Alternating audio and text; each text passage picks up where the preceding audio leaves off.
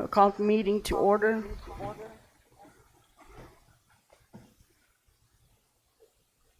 It is now 5:35. And verify quorum. President Haskell. Secretary Wells. Board Member So. This is Matthew. I'm present. Board Member Montoya. Present. And I am here, so there's a quorum. How do you do this?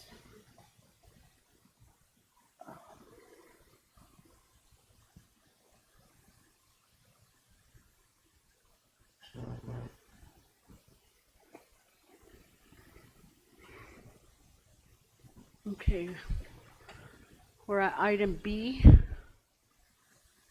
Pledge of Allegiance. Anybody want to do the Pledge of Allegiance?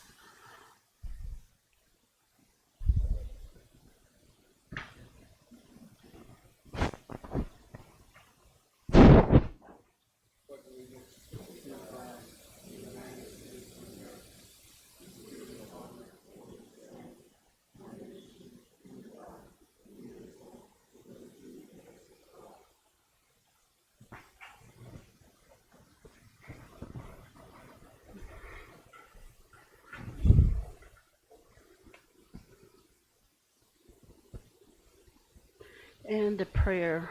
Can we have a prayer, Mr. Carlson?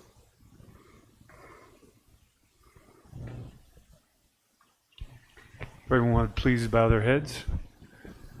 Heavenly Father, we ask that you be with all of us here this evening, and as we leave this evening, keep us all safe.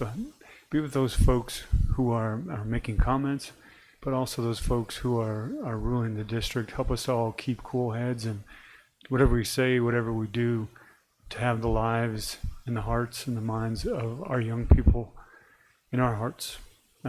To always do what's best for our children. We ask these things in Jesus' name. Amen.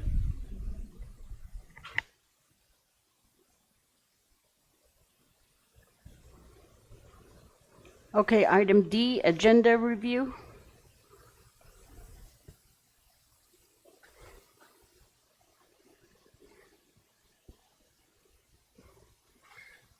Madam President, members of the board, I make a motion to approve the agenda as listed. Thank you. Matthew, or Mr. So, we didn't quite hear what. Yes, I make a motion to approve the agenda as listed. Okay. Second. Okay. We'll go.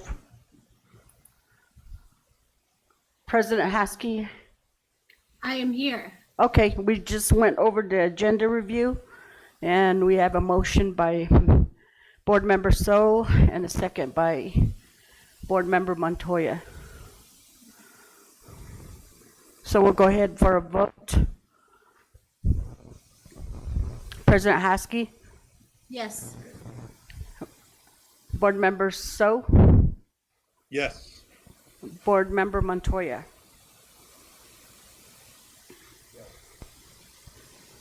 And I vote yes.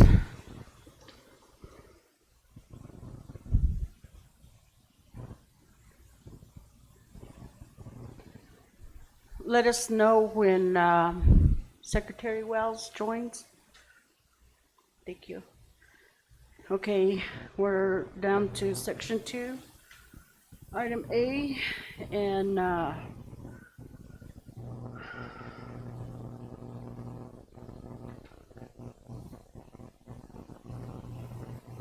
the first speaker we have is Christy Brown.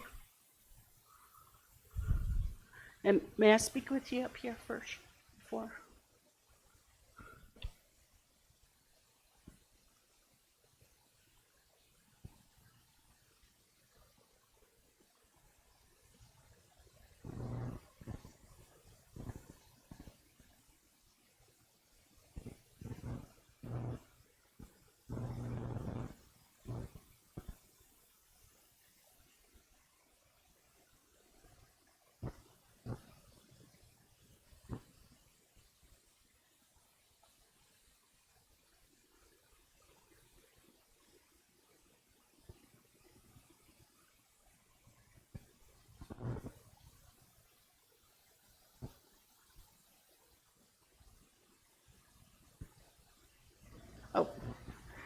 I first want to thank you, CCSD, for allowing me almost 20 years at CCSD. Yes, I've been here almost 20 years.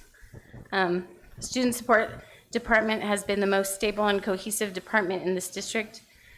It has maintained its director for the past 9 years, and we have made compliance in every federal and state indicator. I'm very proud of the related service providers, which included health office staff nurses, health assistants, and social workers.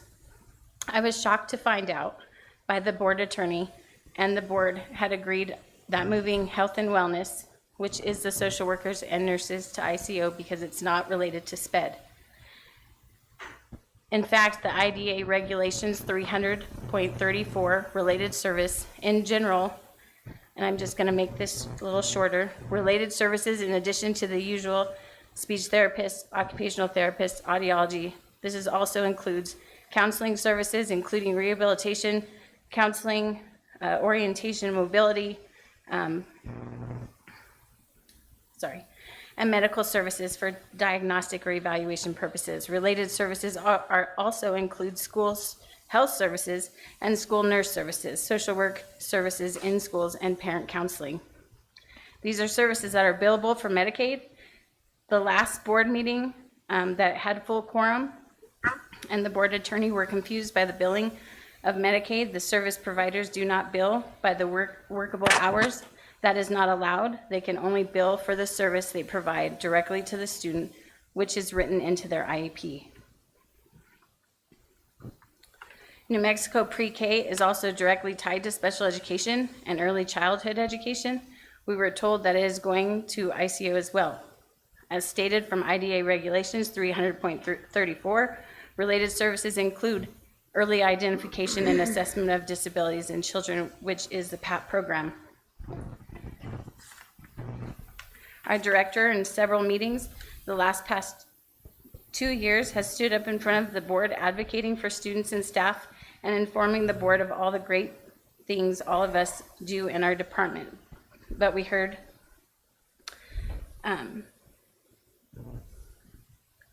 that this was not enough, which makes me sad because our students with disabilities deserve to be seen and heard and honored.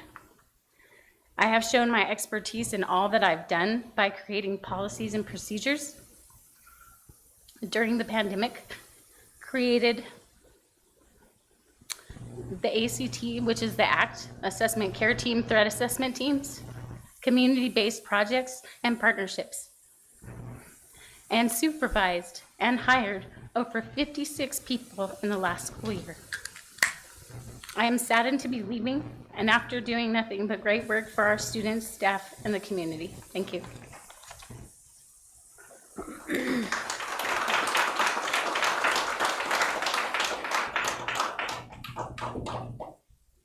I forgot to read the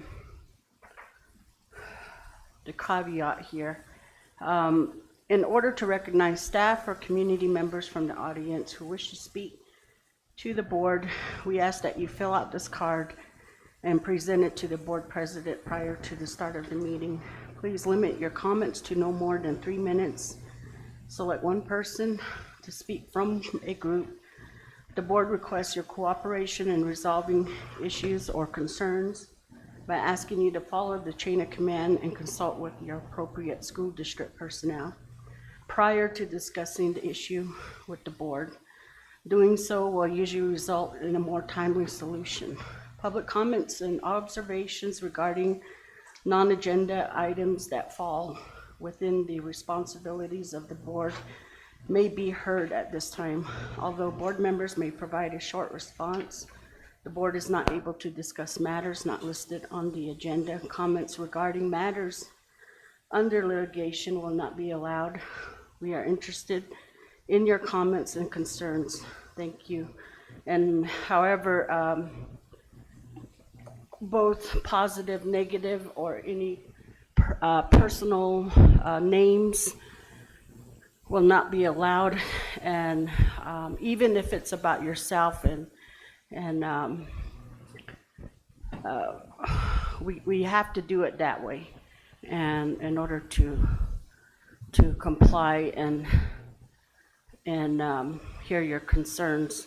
So, and that was what I asked of Christy Brown, and I didn't know it was directly about herself, but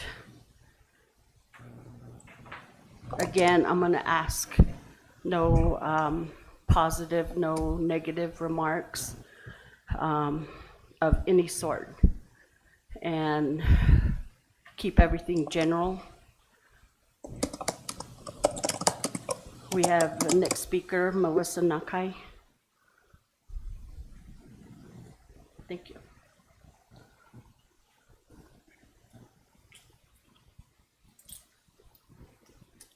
Thank you, Board President, Ms. Aspis, Vice President, Board Member Montoya, Superintendent Carlson, and Board Member Matthew So for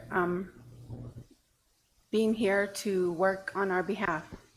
You know, I was just looking at the guiding principles up there, and I was talking about, well, I wanted to talk on behalf of the listed agenda item about the goals, your goals for our superintendent. You know, and so I just want to make sure that, you know, you are working for the best of our district. You know, I'm hoping that that's what you are all doing, you know, because right now there's rumors, and I don't know whether these rumors are true, you know, but it feels like there may be some items that are being entertained because of a previous comments that were made at a previous board meeting.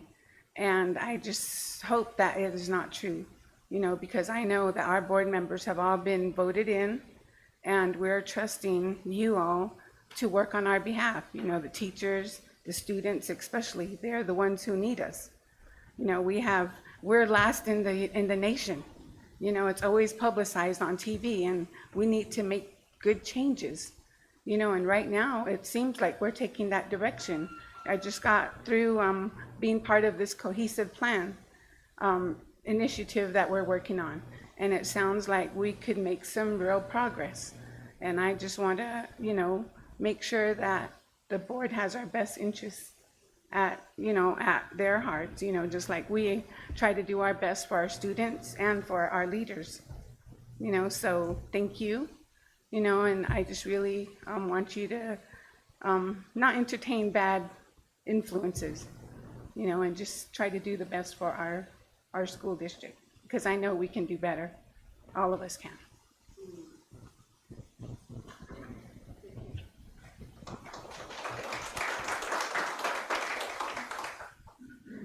And although the board doesn't need to respond, and I am going to respond, and I do want you to know that we aren't the last. We are second to the last, and Oklahoma is the last. And with that said, I think I can speak with all. For myself, and that I have been with the board for quite some time to see, and there are a lot of stuff that hadn't been taken care of, and then one of the big things that myself I have been saying, and nobody has really taken it, nobody has really run with that. Nobody has. I've gone to ASBO, to the administrative school board meeting called ASBO, and there I don't see nobody taking that stance of what our district is going through. Nobody seems to really take seriously. And this is something that we had been saying for the last 10 years, back when, just before Dr. Bowman was the superintendent. And at that time, I think, even myself, I thought we had time. But again, that closure of that power plant and the mining, those industries that went down, it made a big impact. And students, families, I mean, if you have to connect the dots, it comes down to families. We had over 1,100 workers in both places, and that's not including contractors that provided support. But we had all those families. We don't know, most of them probably went on to other states. Most of them went to urban cities, you know, and that's funding loss because of the students. They took their families. So I don't know when people are gonna take that. I guess you don't associate a school district with that, those kind of things, those impacts. We don't put it together. But it's here, it's now, and that's what we're dealing with. And it's not because personal, you know, or it has nothing to do with that. We're trying to, in every best way, to support our superintendent in making those hard decisions. And for my part, I don't want anything taken more from our students. If they have a direct student tie, I don't want. But again, funding. We don't have a money tree over here. We don't even have political support over here. So it's that message needs to be conveyed and needs to be taken serious by our community, our parents, our district, our, you know, and as we have these stakeholders meeting, I ask that question, was this brought up? No. Well, when are we gonna tell them? When are we gonna say? And this is the result, rumors. So I don't mind responding because you've been more than courteous. And so I don't mind responding, but it had to be, it needs to be said, and it needs to be everywhere throughout the district. Thank you. Any other board members have any comments?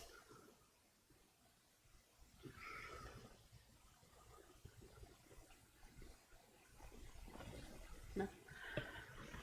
Okay, we'll go on to our third speaker. And again, I'm gonna ask, no personal names, no, I've already heard it, you know, names in each speaker, and so please. So Ms. Manus.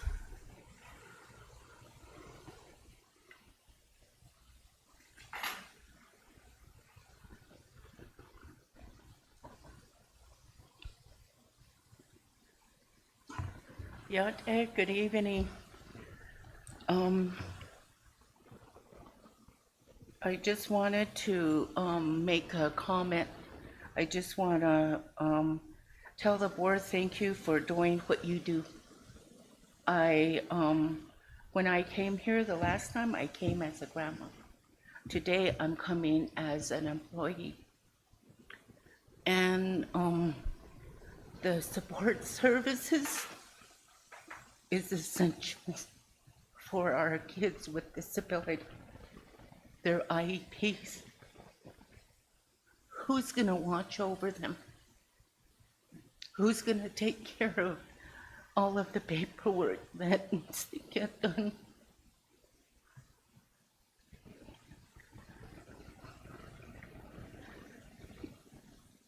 I can't tell you how hurt I am by this choice.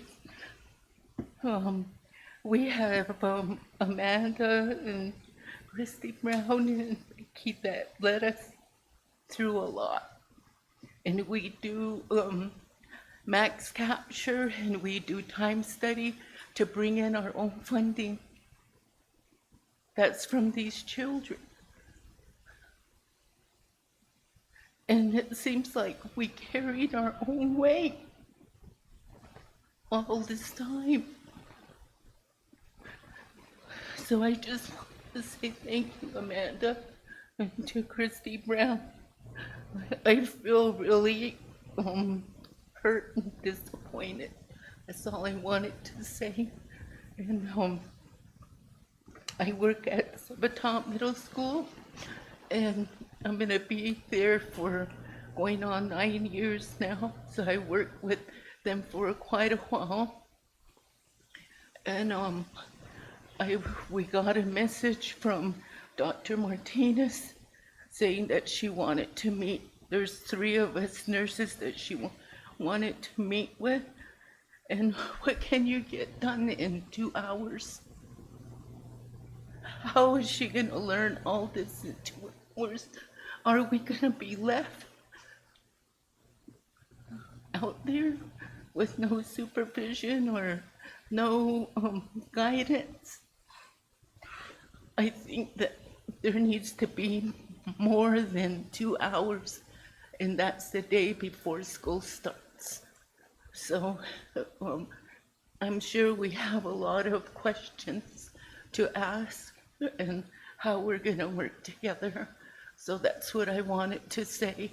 But I know your work is hard, and I know that the power plants, the question I ask is, where are those green people now that closed these? Where are they? Are they supporting us? No. So, thank you, though, yeah.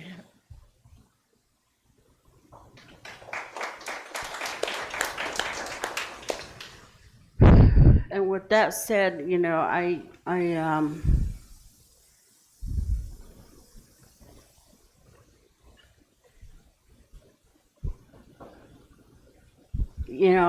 know Amanda has seen me up there. She can vouch that I've been standing up for this district and seeing me up there with the legislatures and asking and telling them that the governor's agenda is killing us.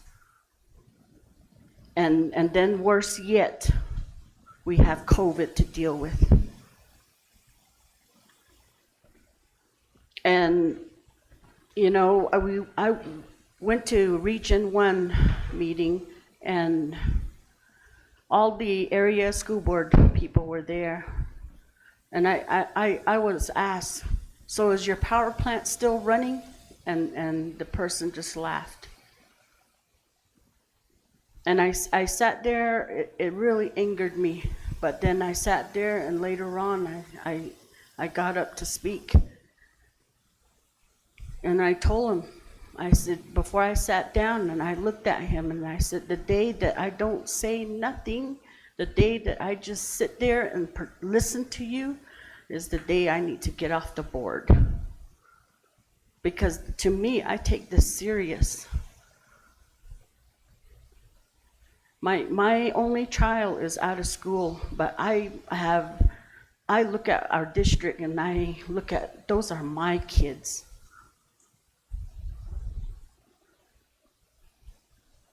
I didn't know we were lacking when I was in school. I didn't know that, and now that I see what we could have had, and Impact Aid has just finally been corrected to where we got 100%, but then more mandates come in, unfunded. And this is everything that we have been trying to let the community know. And I really feel like it's a lot of it was, and it shouldn't be political. Education shouldn't be political, but it is.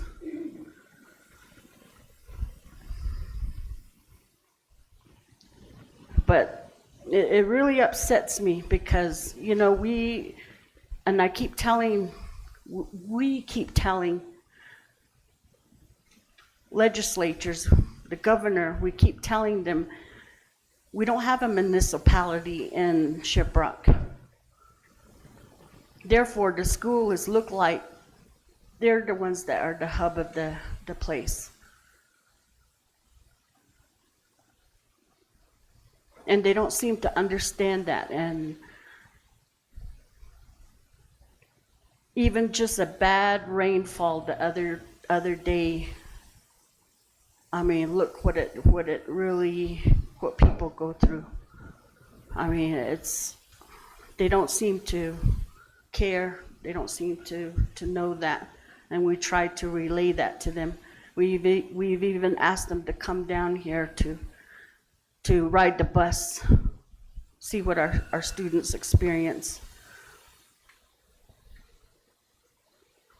And right now, you know, we have people politically that are wanting more industries to come down. And that's not going to be good. And we're in the 11th hour. We just need to start standing up and voicing, because CCSD was a major employer on the reservation, and now look what's happened.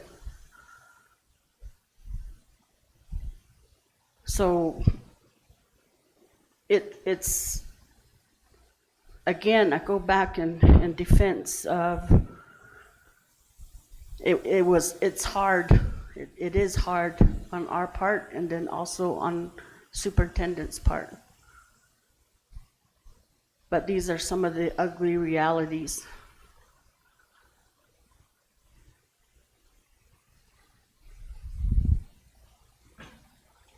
Our fourth speaker is Vincent Ulibarri.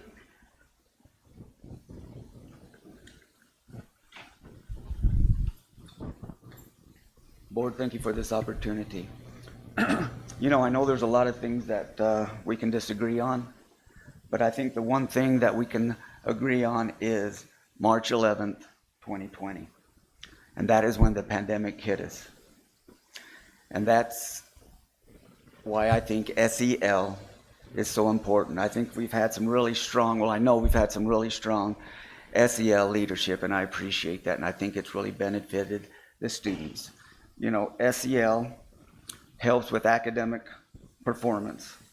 SEL programs have been shown to improve students' academic outcomes by developing skills such as self-regulations, persistence, and effective communications.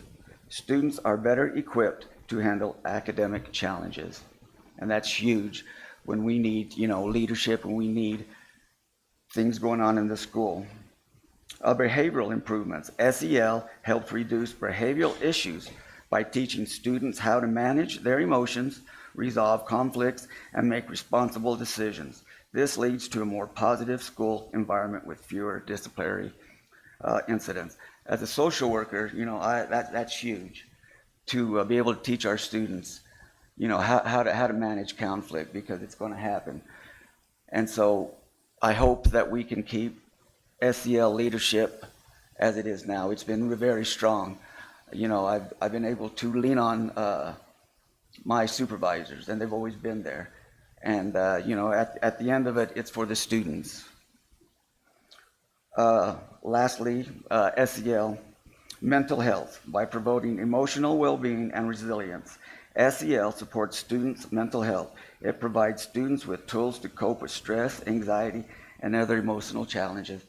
And this is not only going to benefit them in the schools, it's, you know, it's a springboard for life. So it's my hope that we can keep the SEL program strong, and it will, I believe, benefit the students as well. Thank you.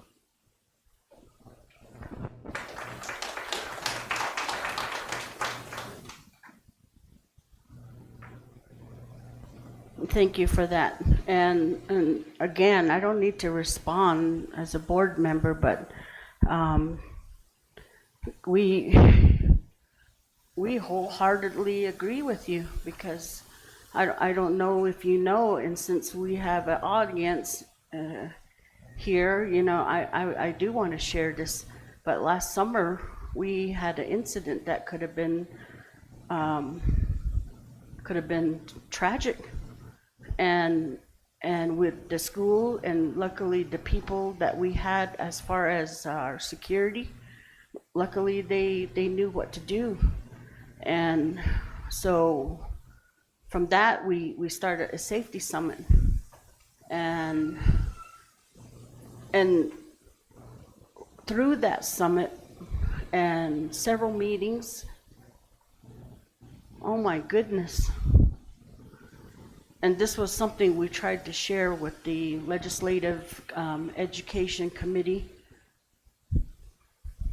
You had a senator there, Navajo, sitting there, get up and leave. We were the last presentation on a Friday, the last 30 minutes. I mean, that's, if you knew the realities, if you knew, I think it would make everyone a very responsible, informative voter. But with that safety summit, it really exposed a lot of stuff, and we learned a lot of things, and the importance of counselors. And so what you're saying is, I mean, these are hard decisions. And as we go up there, we're throwing these things at them and letting them know that we're not like Albuquerque that has a whole, you know, different stations of police. And if something should happen, you know, you got a response, what, 10 minutes? On the reservation, you'd be lucky. And so trying to convey all these details and all this information and make them understand, it's hard. And we're not just dealing with just state, we're dealing with the tribe. They don't carry guns, you know, there's no.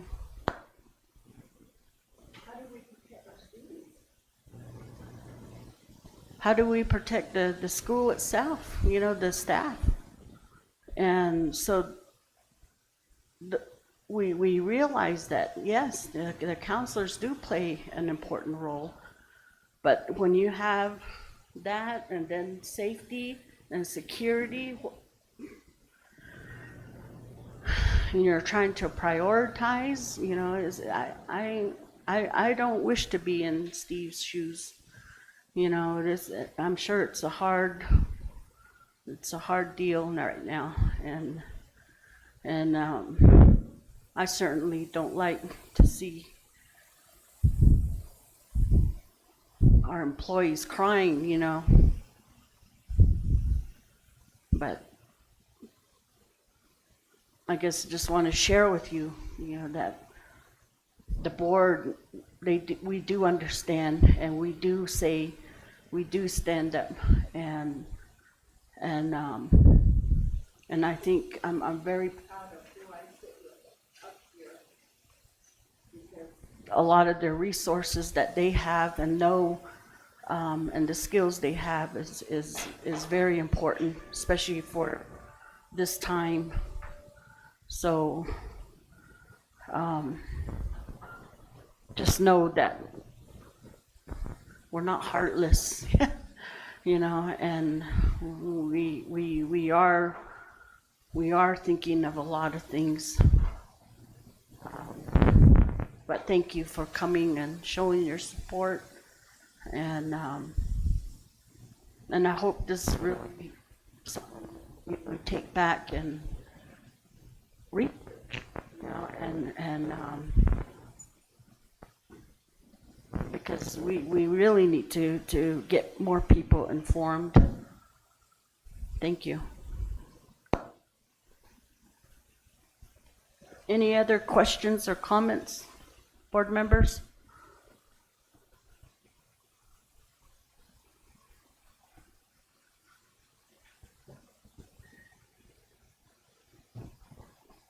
Okay, we'll go ahead and go down to item 3, board member report.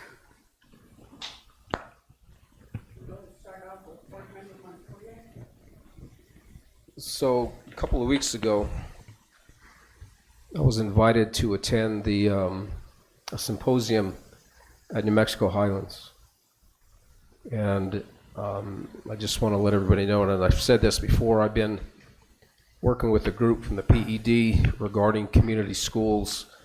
And so when I got invited to attend that symposium for a day, I let them know that I was not representing CCSD, so I separated myself from my duties as a board member, but more in lines with someone in regards to my educational level and knowledge, because they were very interested in wanting to know my perspective on community schools. Well, from that conversation, I was able to meet with the executive director of the Institute for Cultural and Linguistic Relevant Teaching and Learning. And it was, I believe, going to be a very productive relationship that is going to be built between CCSD and New Mexico Highlands. They're very eager in working with the school district and wanting the district to become one of their partners through an MOU. And that information I gave to the superintendent, I believe it was last week. And so I'm waiting on an email for an update on a Zoom meeting with the executive director. Her name is Mary Eric, and her husband, Dr. Doug Eric. And it's right in line with Mr. Yuleberry was talking about, utilization of SEL, because there's also, I was told about Peñasco School District. They're working with another organization, and I met the individual that's the executive director of that as well. And they're looking to partner, and it's right up the alley regarding, again, SEL and a lot of the good work that they're doing for their students. So hopefully in the next month or so, we'll have those conversations. The leadership from CCSD will have those conversations with them and hopefully be able to establish an MOU. And the other good thing about it is that they have grant funding because they have an endowment. And the most important thing that they stated is it's not going to cost the district any money. That symposium that they put on was 4 days. Everything was paid for. They have dormitories. People are invited. They stay there. They have breakout sessions. It is very, very informative. So like I said, they provide professional development for the teachers, for the schools. So it's just, in my opinion, from what I've at least heard at this point in time, it's nothing but a positive for the district. But again, that information will be forthcoming. The conversations over Zoom will be with the superintendent, and I believe it will be the ICO director as well, because of the way the district's going to be set up. So that's what I have to report. Thank you.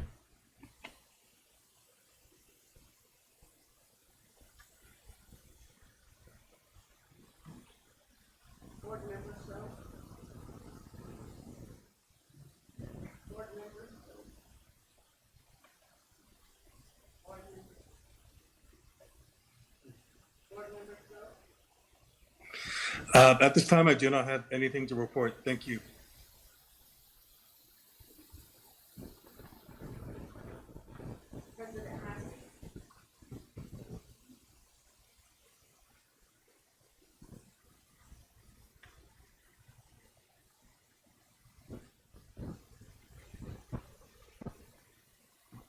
I don't have anything to report as well. Thank you.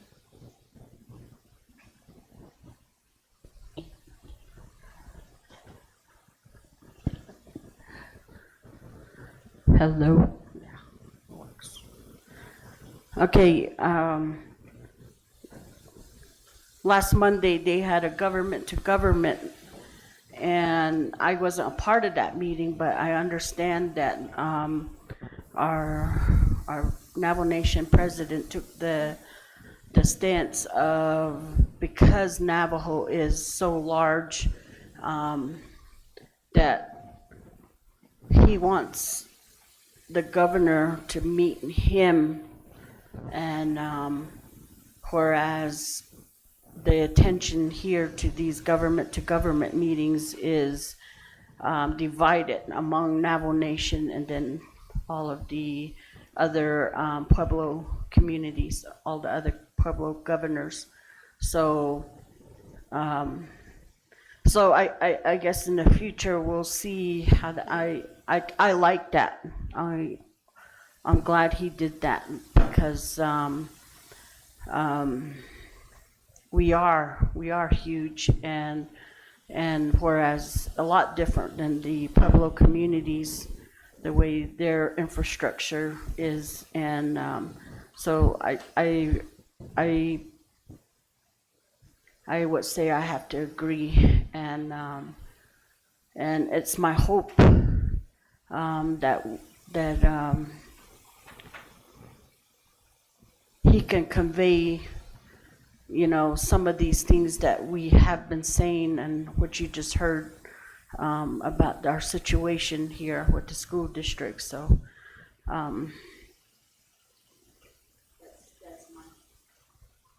my hope. And that's one of the recent big meetings that has happened. Thank you.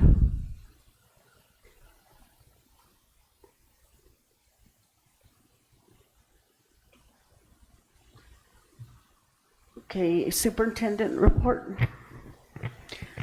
Thank you, Vice President Aspis, President Haskey, members of the board, audience. I'll try to keep it fairly short. I didn't know exactly what Vice President was going to talk about there, but I do appreciate the fact that she brought that up. I was at that meeting. It took place in Farmington at Navajo Prep. And at the meeting, what Vice President Aspis just mentioned is super important. Dr. Nygren, Boo Nygren, was in attendance in the meeting, and then he left kind of with the stance that was spoken about. We sat in the audience right around a room that was, or a portion of the room was as big as this room in here, that contained all the governors and all the tribal leaders from across the state of New Mexico. And I believe there's something like 25-ish somewhere in there. I don't know the exact number.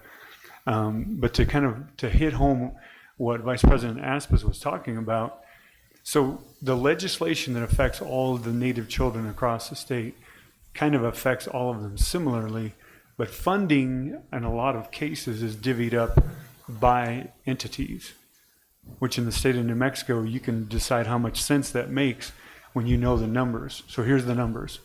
There's 36,000 Native American students in the state of New Mexico. Of the 36,000, 26,000 are Navajo. So it's obvious that when it's time to fund the students of the state of New Mexico, the Navajo students are a large portion of the Native students. And so when that funding comes across equally among different groups, it doesn't make any sense. In order to be equitable, that's what we need.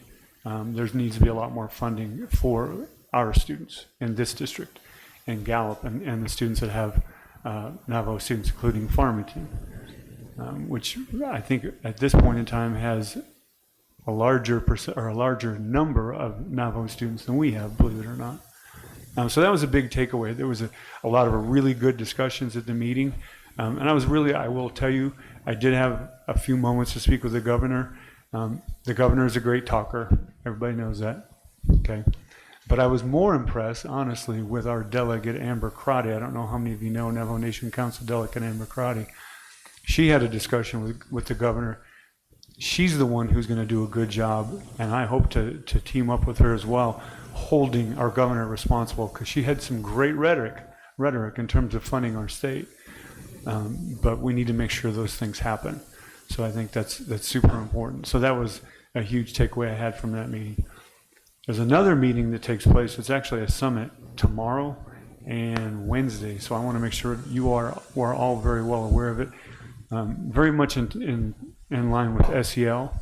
It's a drug enforcement agency meeting or a summit that will be all about safety and what we're doing in our district. I'll have the opportunity to give one of the addresses regarding where we are with social emotional learning needs of our students, how we're handling discipline and safety of students in our district. So that's the next couple of days. It's a family summit, so families are invited, but anyone's welcome to attend, and that's at the Phil Thomas Performing Arts Center. And just one more thing. I know that there's been a lot of the talk that happened here this evening has kind of alluded to what's taken place recently in terms of the beginning stages of restructuring in our district. There's decisions that are not taken lightly. Please understand that none of those decisions are taken lightly. We are in a financial situation where we need to do our very best to make cuts. When I started as superintendent, one of the things I talked about was making those cuts at central office first. That's happening right now. The way it happened, many might disagree with it, but it's happening. In this coming year, it's going to happen more. It's going to be difficult. Across the communities, there's going to be school cuts that are going to be difficult as well. Hopefully everybody understands that as the board and I are making those types of decisions, we don't take any of them lightly. I hope everybody understands that. It's a difficult situation. And we're going to do our best because moving forward, we want to make sure we have the best education and the best facilities for the children of Central Consolidated. And that is what our goal is, collectively, the board and myself. So please understand that. I just wanted to put that out there. Thank you.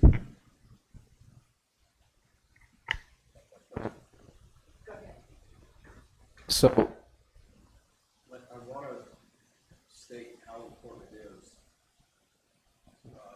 what Ms. Asmussen stated. and also what the superintendent, in regards to these political decisions. As some of you know, or all of you might know, we get 100% of our impact aid funding.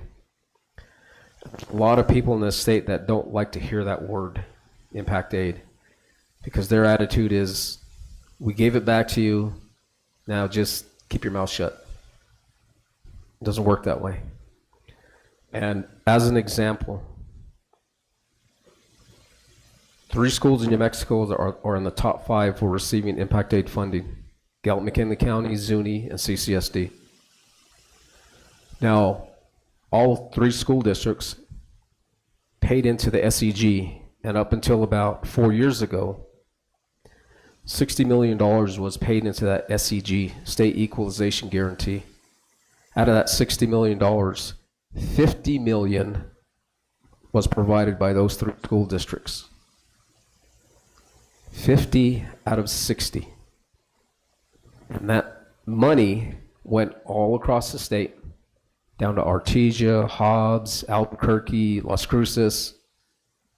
So the students here in this district and in Gallup and in Zuni, the vast majority, again, 26,000, are Navajo, were helping to fund the state educational system with their impact aid money. That's a dirty little secret that's been happening all these years. So when we bring it up, we bring it with intent to enlighten people of the reality.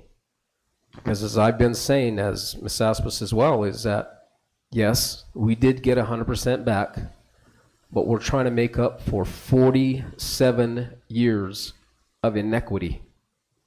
47 years. It was calculated that the amount of money that was taken from impact aid is close to $2 billion with a B that our Native American students have contributed to the state. $2 billion. Imagine what that could have done for these kids. Not all $2 billion would have come to us, but it would have been spread across for all the Native American students. Just imagine how their education could have been enhanced.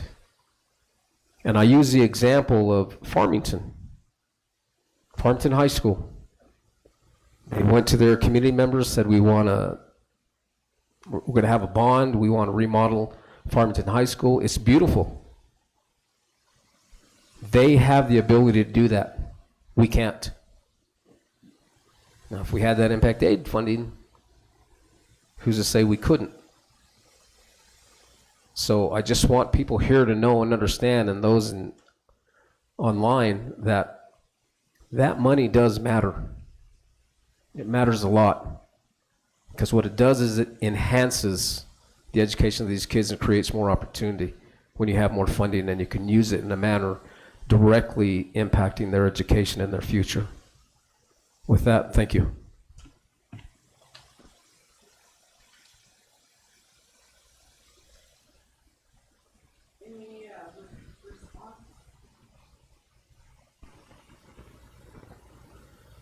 Any other response, comments? President Haas?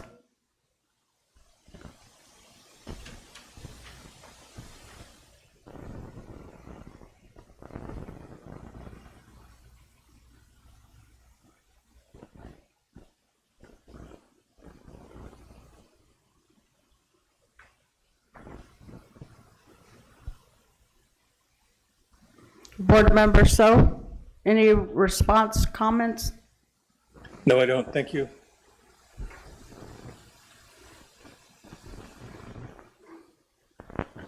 This goes on.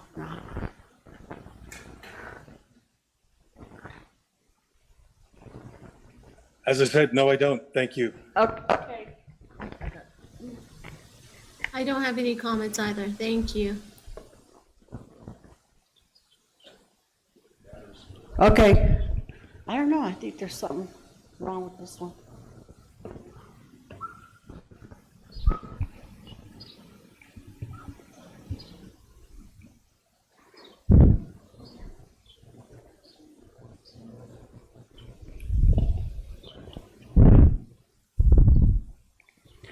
Along with that, as Board Member Montoya brought up about the SEG, and impact aid, and I do want to say kudos to Board Member Montoya for finding out. Furthermore, I mean, we thought we got over one hurdle, a big success with 100% impact aid, but come to find out that on a national level, in other states off the reservation, they are getting about 14,000 head student. Well, the way the statute reads is that the Native kids is supposed to be at a level that is equal to their contemporaries. And here in the district, I believe it's around $4,800 per student. National, about $22,000 a year. So there's nothing equal to it. Again, a very, very big disparity. And the other thing is, people were throwing a big party earlier in the year because the federal government increased impact aid funding for $7 million. Someone did a election, and it only equated to $4 per Native American. So, Congress, appreciate it. I'm going to say something very political here. And I say that, it sounds like in jest, but the reality is we're sending billions of dollars overseas here on these kids for their education. Yeah, so there's more stories. I mean, there's so much that as we find out, there's a whole lot, and I just urge you guys to share and question, hold our politicians' feet to the fire, because it needs to be. Okay, thank you. And so we'll go on to 4A, fundraising requests, Shiprock High School boys basketball golf tournament, Riverview Golf Course, August 17, 2024, by Lawrence Henderson. Good evening, Board President Aspis, Superintendent Carlson, Board Member Montoya, and audience. I'm here today to request a fundraiser that we've done last year on a golf tournament for boys basketball, Shiprock High. Just wondering what more do I have to do? I'm getting approval, I guess I hear. So that's what I'm here for.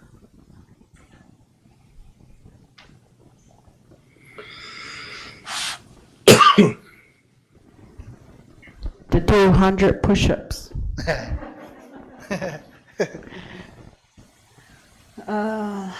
Other than just giving us your paperwork and is it fully filled out, your form? I believe so, yes. The tournament is going to be held on August 17th here at Kirtland Riverview. It was a good big success last year, and I think it's going to be better again this year. So we'll pretty much do the same thing we did on as far as fundraising. Any questions, comments? I have no questions. I just want to say thank you to to Coach Henderson. I just want to say thank you, and I'm in full support. And all the information's in the board packet, by the way, too. I would, this is Suzette Haskey Oberly. I also am in full support. I finally went golfing for the first time on Saturday. It was amazing. So thank you for exposing our students at an early age. Thank you.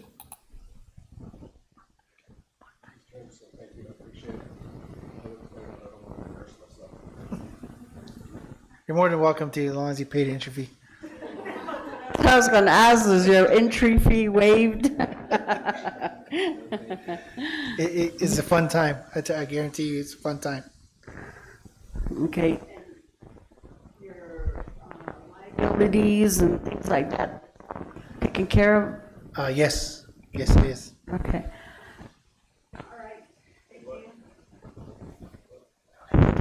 There's also, is it B, about donations approval? Yes, request for approval for gift donation. Shiprock High School Board Boys Basketball Fundraising by Larry Anderson. That there, I'm just asking parents to donate what we call gifts and prizes for participants. We give out little gift bags to all the participants who pay, and it's just like drinks, snacks, and things like that that we hand out to all participants. At the same time, if parents can donate anything as far as prizes or awards for like the longest drive, closest to the pin, prizes like that for all the golfers. That's basically what I'm asking as far as donations.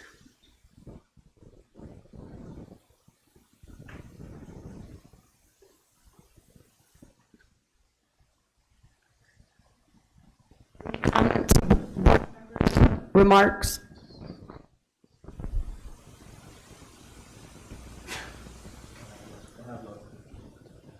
Oh, I think I know what's the problem.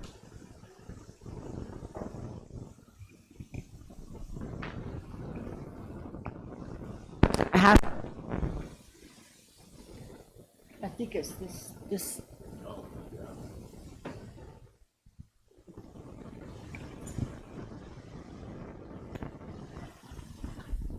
Board member So.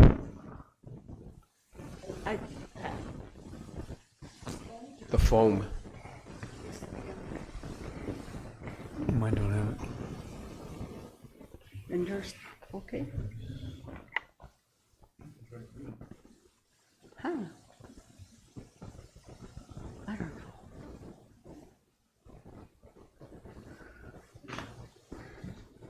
That last one, that's what happened with Suzette. President Haskey? Yes. What happened to me?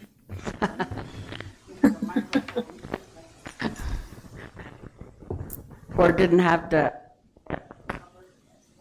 Oh, the mic?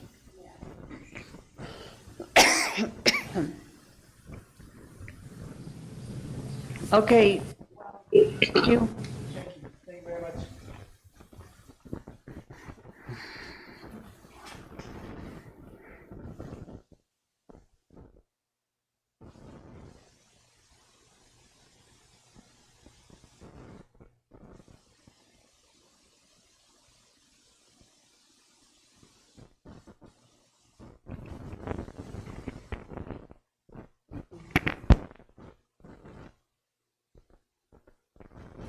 Okay, item C, CCSD gifted Arizona State University and ASU Digital Prep Partnership Memorandum of Agreements by Leandro Venturina and Kate Moss. Kate Moss. Good evening, Vice President Aspas, President Husky, Board Member So, Board Member Montoya. As you are all aware, that the gifted program for this past year, we call it, we rebooted the gifted program. So meaning that we have started initiating the identification of our gifted program. And for next year's theme, we are calling it expanding our gifted program, which means we're seeking collaborations with different institutions, and in this case, Arizona State University and their digital preparatory partnership with CCSD. So, I'm Leandro Venturina. I'm Director for Data Assessment Research and Technology. And I will have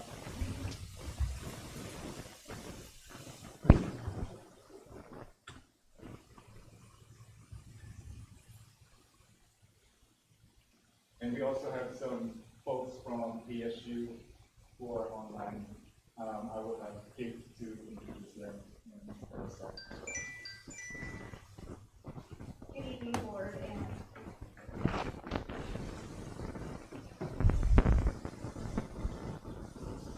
Good evening, Board and Superintendent. I'm Kate Morris. I am the District Instructional Assistant Coach. And this year we have rebooted our program for GCSE schools and have tested a lot of our Vice President Aspis, Go ahead. there's a problem with the mic. We can't hear. Okay. Thank you.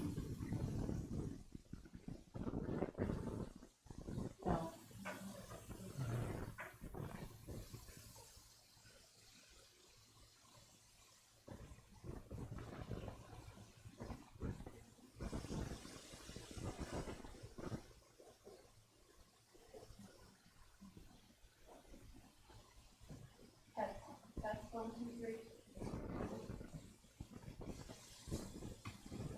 1, 2, 3.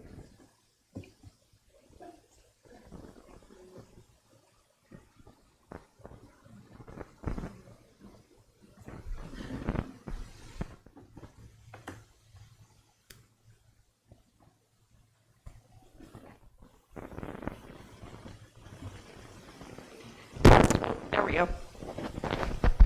All right, let's start over. Good evening, everybody. Thank you, Board and Superintendent, for letting us speak tonight. I'm Kate Morris. I am the District Gifted Instructional Coach. I am located at, am I here? Okay. We are under the art department, and this year we rebooted our gifted program, which had not had just a handful of kids that had been identified for gifted services in the last 6 years. This year, we went both feet in and universal screening of all of our third grade students. So from March to April, from March to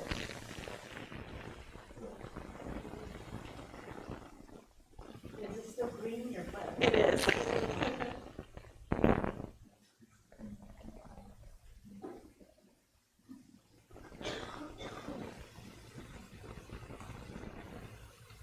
Test. Okay, here we go. So we tested all third grade students across the district at all of our elementary schools. That was 297 students. 59 of those in that screener showed potential for giftedness. And so then once we did our final testing, we had 21 third grade students qualified for gifted education services and gifted IEPs. We also had the addition, CCSD had not had a teacher-parent community referral in over 6 years. We had amazing turnout by teachers, parents, and the community. We had over 202 referrals for gifted education, students K through 2 and 4 through 11. And we had 55 of those students that qualified for gifted education services. So even though we haven't identified any over 6 years, we knew that we had our gifted students in our district. And we are making a really good push to get those students the education and needs they need. So at the beginning of the 2024 school year, we will have 76 gifted students added to our rosters. So the first time I presented to the board, we actually presented this very same graph. The first 3 columns was our current identification for 2023-24, and we only had 93 gifted students identified in the district. And then all of the elementary schools had 0 identified gifted students, which is very rare if you were to look at gifted numbers. Usually it's more gifted students at the elementary school level.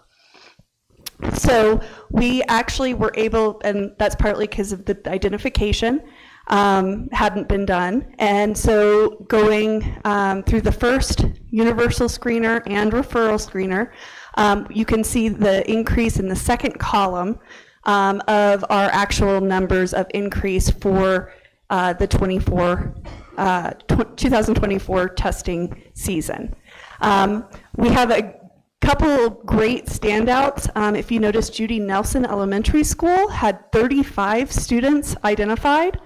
And part of that is we have a wonderful gifted teacher there, and she was able to help develop a talent pool and was able to kind of start identifying those students before we even had them tested. So we had very high numbers. We had quite a few students for Mesa Elementary and then also Nosh Chitty as well.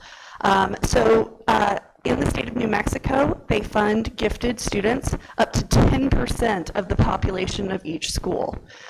And so you can see we have made some progress, but we are still going more and more to find more of our gifted students and all of their talents. What does that mean? In what way? Oh, their formula? So according to the National Association of Gifted Children, about between 8 and 10% of students in public schools are potentially gifted. And so in the state of New Mexico, we are one of the few states that have fully mandated services with an IEP, but also we are partially mandated funding, partially funded as well. Any other questions on those numbers? So one of the reasons we have started looking at different abilities is over the last 6 months, coming to board meetings and coming and being more involved in the community. One thing I've noticed is we really want our students to stay here and stay here in CCSD and not move away. We want our students to stay here. And so one of the things that Mr. Venturina and I started working on is what can we bring to our students here in CCSD? What can we bring from outside? And one of those options is Arizona State University. And Arizona State University.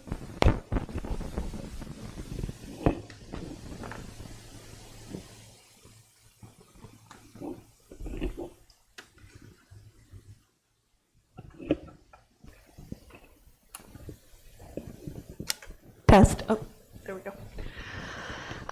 Arizona State University and ASU Prep Global Digital Partnership. So Sharon, if we'll go to the next. So Arizona State University is right next door, obviously, in Arizona, but it's also ranked as one of the top-ranked public research universities in the country, with over 430 undergraduate degrees and 590 graduate programs. For the last 5 years at least, it's been #1 in U.S. for innovation, top 10 in the world for global impact, and the best online bachelor's in business program. ASU grads are one of the most employable in the United States, and we really wanted to bring some of this ability to our district. So we are proposing a partnership with ASU to benefit our students, to provide more rigor, more opportunities, more acceleration, and more college and career readiness. This is going to allow for our CCSD students a myriad of opportunities within their home schools, whether it's Kirtland High School or Nashchedi Elementary. It is going to provide opportunities for all of our students across the district. So we have two options, and we're proposing this for the gifted students that are part of the gifted program. And most of the time they need specially designed instruction to help them with their gifts and talents and to bring them to their full potential. And so we're proposing a partnership with ASU Digital Prep, which is a K through 12 school. It would allow for our elementary and middle schoolers to be able to accelerate within their cohort. Each of the ASU prep classes have a K through 12 licensed teacher. They have live lessons, they have whole class time, small group time, individual time, and student and parent communication weekly with the teacher. Students will be able to take this as an elective or a specially embedded class within their schedule. So for instance, at Mesa Elementary, we have a 4th grader that needs to have pre-algebra. And yes, and so we are looking at this where he can actually have his math time with his gifted teacher and ASU Prep Digital for his course and begin his pre-algebra coursework. I have a question.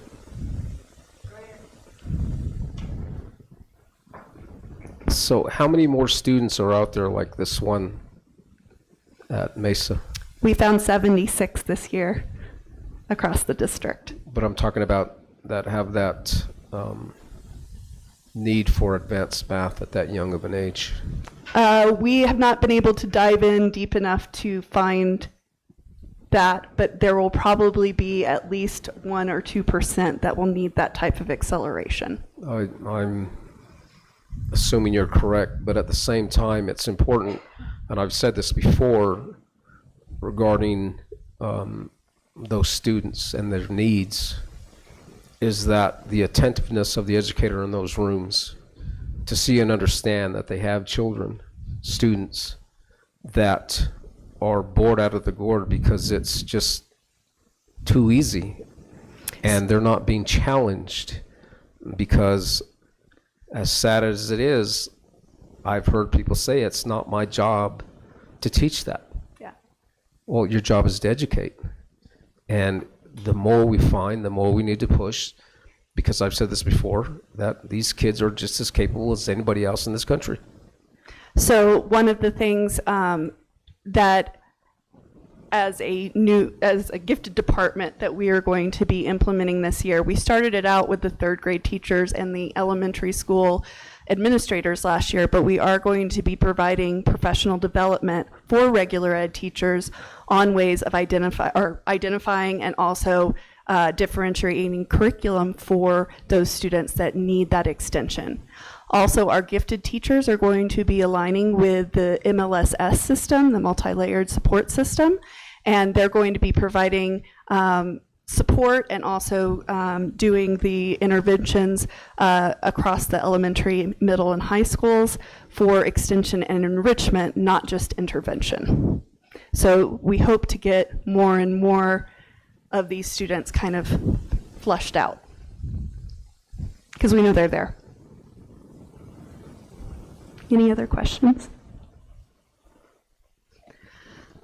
So the CCSD elementary and middle school students will have this opportunity to be part of the Digital Prep Academy. It will be part of their individual education plan and their special services.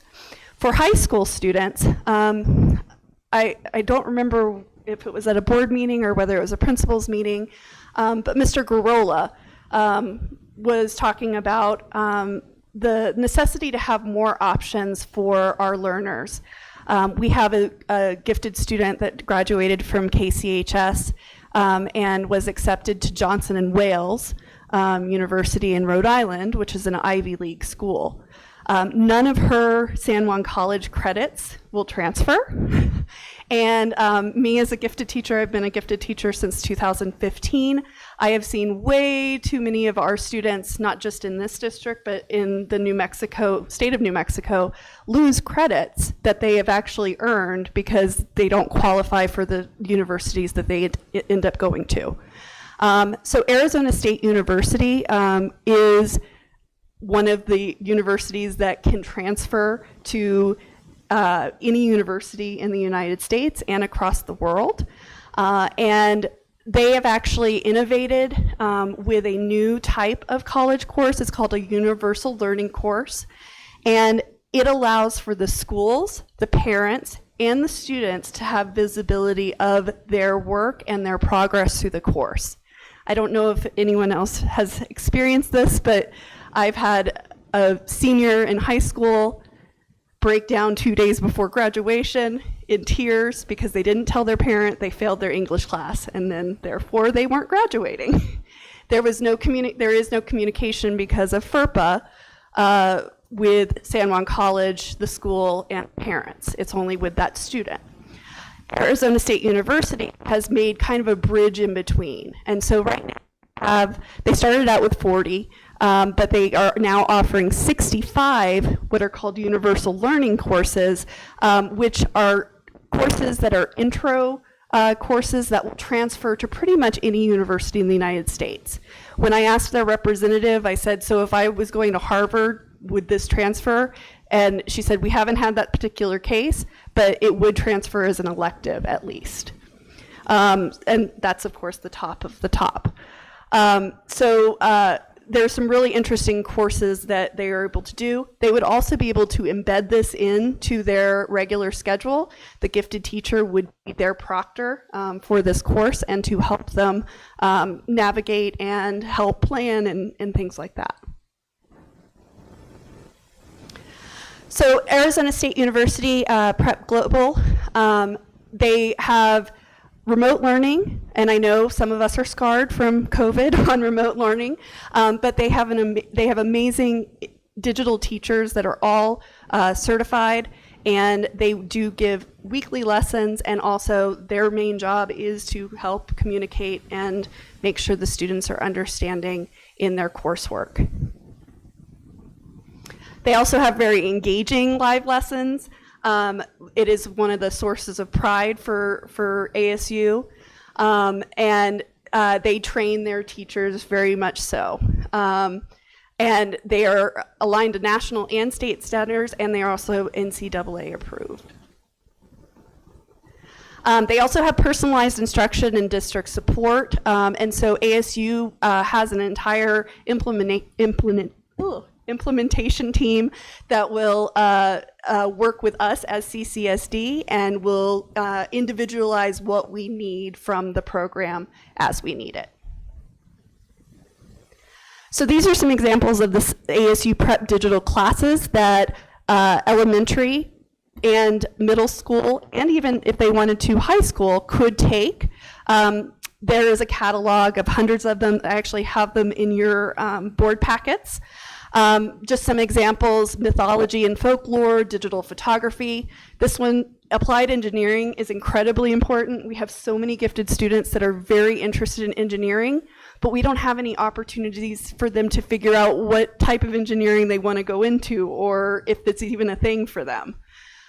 They have math through Calc AB, cybersecurity, military careers, Native American studies, American Sign Language, world religions, and careers in criminal justice. And that's just a taste of what they have. Then for the ASU learning courses, this is their new model at ASU. They actually can choose from over 50 different courses. It is a very small price. There's universal eligibility. There's no application involved. It's low risk. So at the end of the course, the student gets to choose whether they want to take the credit for their college transcript, or they can pass on it. And it's also taught by all ASU faculty. These are some of the examples. Information technology was very interesting to me because we do not have many of those types of courses, but business intelligence, economic principles, lots of science and engineering. Sharon. They can take English 101 and 102. They have some different psychology and sociology courses. Management as well. On top of this, they actually have applicable certificate pathways, which will make them very employable and get ahead of the game. They have a project management certificate, Google IT professional certificate, Amazon Worldwide Service Cloud Computing certification, and an applied business and data analytics professional certificate. So along with rigor and these much more desirable classes, they also can have these certificate pathways that will benefit them in the future and the employability field. So we're proposing a pilot program where we're going to have ASU and ASU Digital Prep in all areas and the and so we're going to test it out with some of our high school students, our middle students, and our elementary school students this year. And we're very excited about the prospect of this, and we really think that after doing some polling of our students, they are very interested in it. And I do have Ms. Rachel Mileski, who is our partner with ASU Global Digital Prep. Rachel, do you want to come on and say something real quick? Hello, everyone. Thank you so much for inviting me into your meeting this evening. As Ms. Morris elaborated so eloquently to you all, we are very excited for this partnership. We have many years of experience working with schools and school districts across the country to provide this type of specific support to students. And I am open to any questions that you may have of me about our program.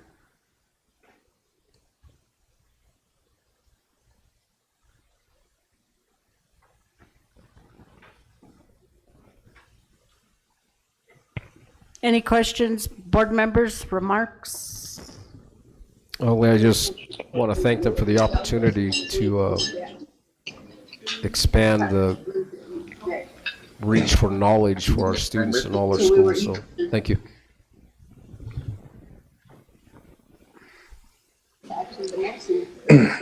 Yeah, I have no questions. I just want to say thank you to the presenters and everybody involved, and let's get this agreement approved. Thank you. I agree. Thank you for the presentation, and I think it's a great opportunity for our students.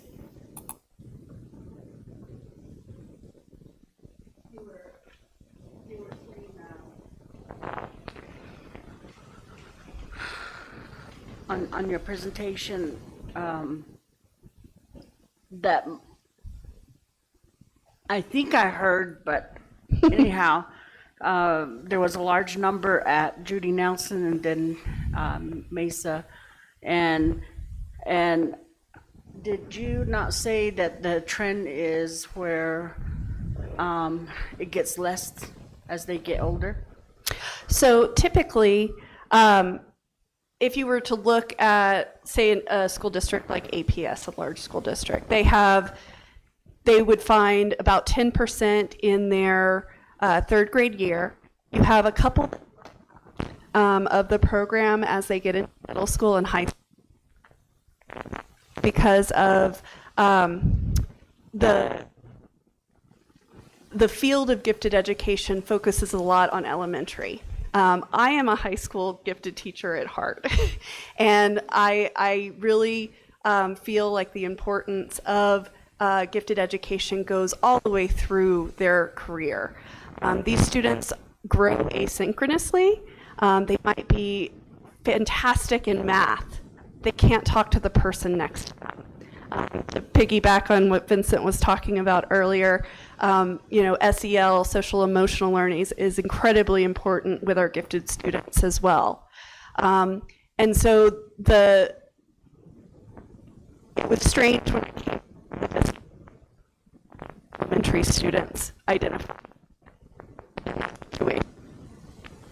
and they're definitely there. It's fascinating, especially the kindergartners.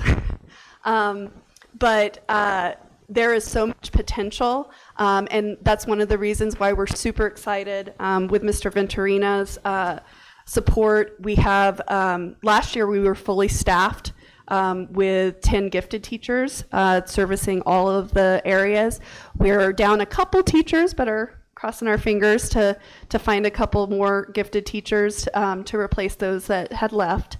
But with that support in the school system and being a little bit more aware, I think teachers and staff and parents are going to become more aware of what the program is. Next year, we hope to develop a district advisory council, which is part of the PED program, to get the stakeholders of the gifted education program invested. And hopefully we will see more and more support in our district. Ms. Aspas, if I can add one more thing about your question. So basically, the importance of identifying gifted students, talents, and creative students at the early age is one of the most compelling research in the gifted education program. The earlier, the better. I would say that's what the research shows, that if we identify them as early as pre-K or kindergarten, that will give them, the leverage of having them, prepared throughout their life or being supported in the gifted program. To answer your question, why those kids, we have limited number of students in the high school or even in the middle school, it's because they already graduated. They already accelerated their program. They went, I just recently read an article that a 17-year-old graduated from one of our top universities and having multiple degrees in her life. It's because they already accelerated. And one of our initiatives, and I said this earlier, expanding our gifted education program, is to get our acceleration program get going as well, because we need that. And to your point, we need to capture, and Mr. Montoya's point as well, to capture those kids who, unfortunately, in the past, we have never done anything for them. So, but we're making a big progress as Kate move into the gifted instructional coach and helping and supporting. And lastly, adding that our teachers support, we started supporting an information drive for our administrators, our colleagues in the district's office, because it takes the whole district to understand what a gifted program means and what entails and benefits our students. So it will take a while to understand that, and we have a couple of teachers who are here to, to see how, gifted education will be benefit. It's an asset-based program. We looked at what the kids' strengths and not looking at what they cannot do and leverage that to their, what they can be successful on throughout their life. Thank you. Okay, the reason why I was asking is I seen on, I don't know what it was, one of the social media, I believe Facebook, saying that the younger students that were tested, most of them had gifted high IQs, but until they go through the education system, then they're no longer gifted, and they're, yeah. So we actually, so gifted in the state of New Mexico no longer uses an IQ score. That's because, inequity. It's a test that was based on inequity and its formation. And so in the 2023 New Mexico Technical Assistance Manual that was released that updated all of our gifted standards and ways of designing our gifted program, we actually have switched to a portfolio-based system. So a student no longer has a hard 130 IQ cut score. If you were to, we don't have an IQ score, but they would probably range from about 115 to 160. But none of that is taken into account. It is based on their cognitive abilities. It's based on their performance abilities. It's based on creations that they make. And it actually goes through an entire, it's almost like an IEP team for the school that gets to decide who is qualified for gifted and who is not. So they're really trying to make gifted education more equitable across the United States, but actually New Mexico is one of the leading areas who have really been focusing on that with alternative protocols for identifying gifted students, which we use here in CCSD. Okay, and then along with that, identifying these students and setting them up on that program, there's some students and it's just not on the reservation, but even off the reservation, but they don't have that internet support. And then the way things have been with inflation, are they set up? So the way we at have home? set up our Arizona State University partnership, we are embedding those online classes at the school itself during their school day. And with that, majority of students with that 5 hours a week, they will be able to complete their schoolwork for ASU in that class period. Because, and then have you actually seen the content? I actually, yes, I've seen it. It is Cambridge curriculum, which is very highly rigorous. I actually used to teach there. I actually moved from there to here a couple years ago. And I must say that the coursework is incredibly rigorous. But every teacher that I encountered is so committed to those students. They really, even though it's an online class, it's very individually, you speak to them on the phone, you speak to them in small groups. It was the closest that I'd gotten to students in a very long time when I taught there. Rachel, do you have anything to add on that one? I would like to just highlight specifically that we have partnered with many schools, specifically in Arizona, that where the majority, if not all of the students are Native students.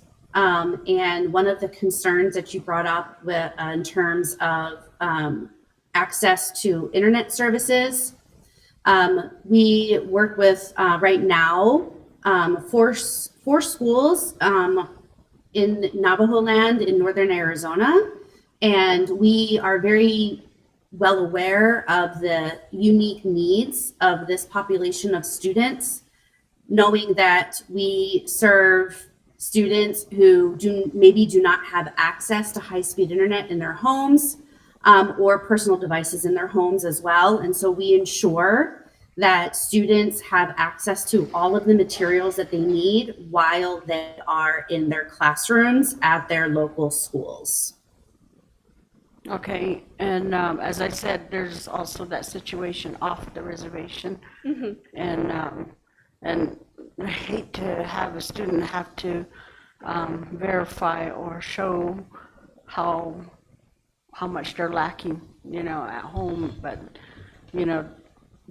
but I would like for it to be easy where they have that support where they can continue and stay with it. I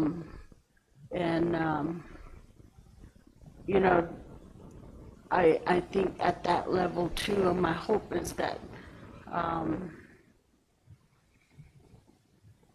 I know if I had a high IQ person and I didn't know as a parent, I would feel, I don't know, my ego, and so you got those situations, some parents will communicate that and some will just, get out of it, let's do something else, or, and they're not as encouraging. So, I just hope that those things can be worked around. Our program is very much an asset-based program, and so it capitalizes upon the unique dispositions of each student. So, for example, our courses have students complete discussion-based assessments. The name oftentimes sounds scary for students the first time because of the word assessment in it. However, it's really just an academic conversation, and those conversations are catered and surrounded by the students' interests as they work through the coursework. And so nothing is cookie cutter. Every student has an individualized and unique approach as they work with their dedicated teacher. Additionally, I also wanted to mention that we work with a very large school district in the West Valley of Phoenix, in which their K-8 schools, all of their students in the gifted program have access to our coursework as a means for acceleration, as Ms. Morris was discussing.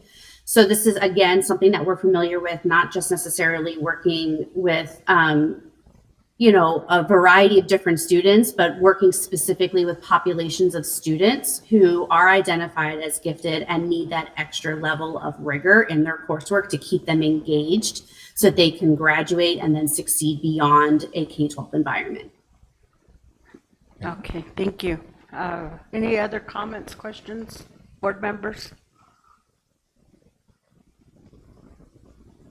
One last comment, Ms. Aspas. Go ahead. So to your point, those are the reasons why awareness and understanding of the gifted program really needs to be put out there or understand, not just with teachers, administrators, but also with parents. And Kate and I are not saying that we are imposing this program to the schools, that we're saying, Leandro, you're a gifted student, you need to take these courses. So that's the reason why we put all the reasons, like, the opportunity, the college and career readiness, the rigor. So we're putting out there to have our students an opportunity, an option for them to choose and not be limited to what we have in our system, in our school district. So I wanted to put it out there. We're not imposing, we're not telling any gifted students to take mythology or digital. Those are, a plethora of options for them. And the gifted advisory team, which includes the teachers, regular ed teachers, gifted teacher, LEAs, which would be the principals or representative from the school district, will decide based on, of course, the student will be part of the IEP meeting or GIEP meeting, which, what interests them most will be our main focus. Okay. Any other questions, comments, board members? Okay. Thank you. Thank you.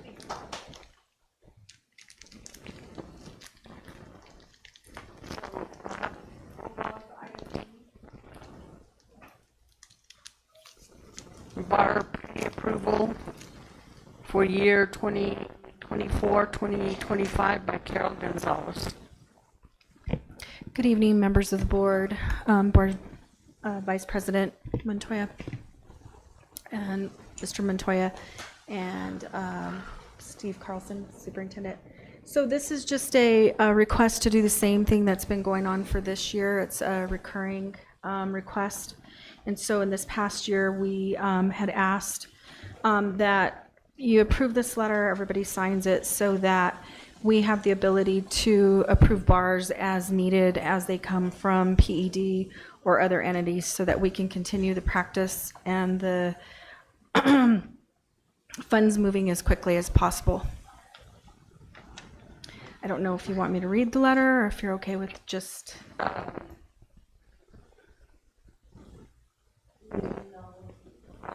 Well, did our board attorney see this letter? It's the one that was in place from this current year, so nothing's changed on it. So as far as I know, no.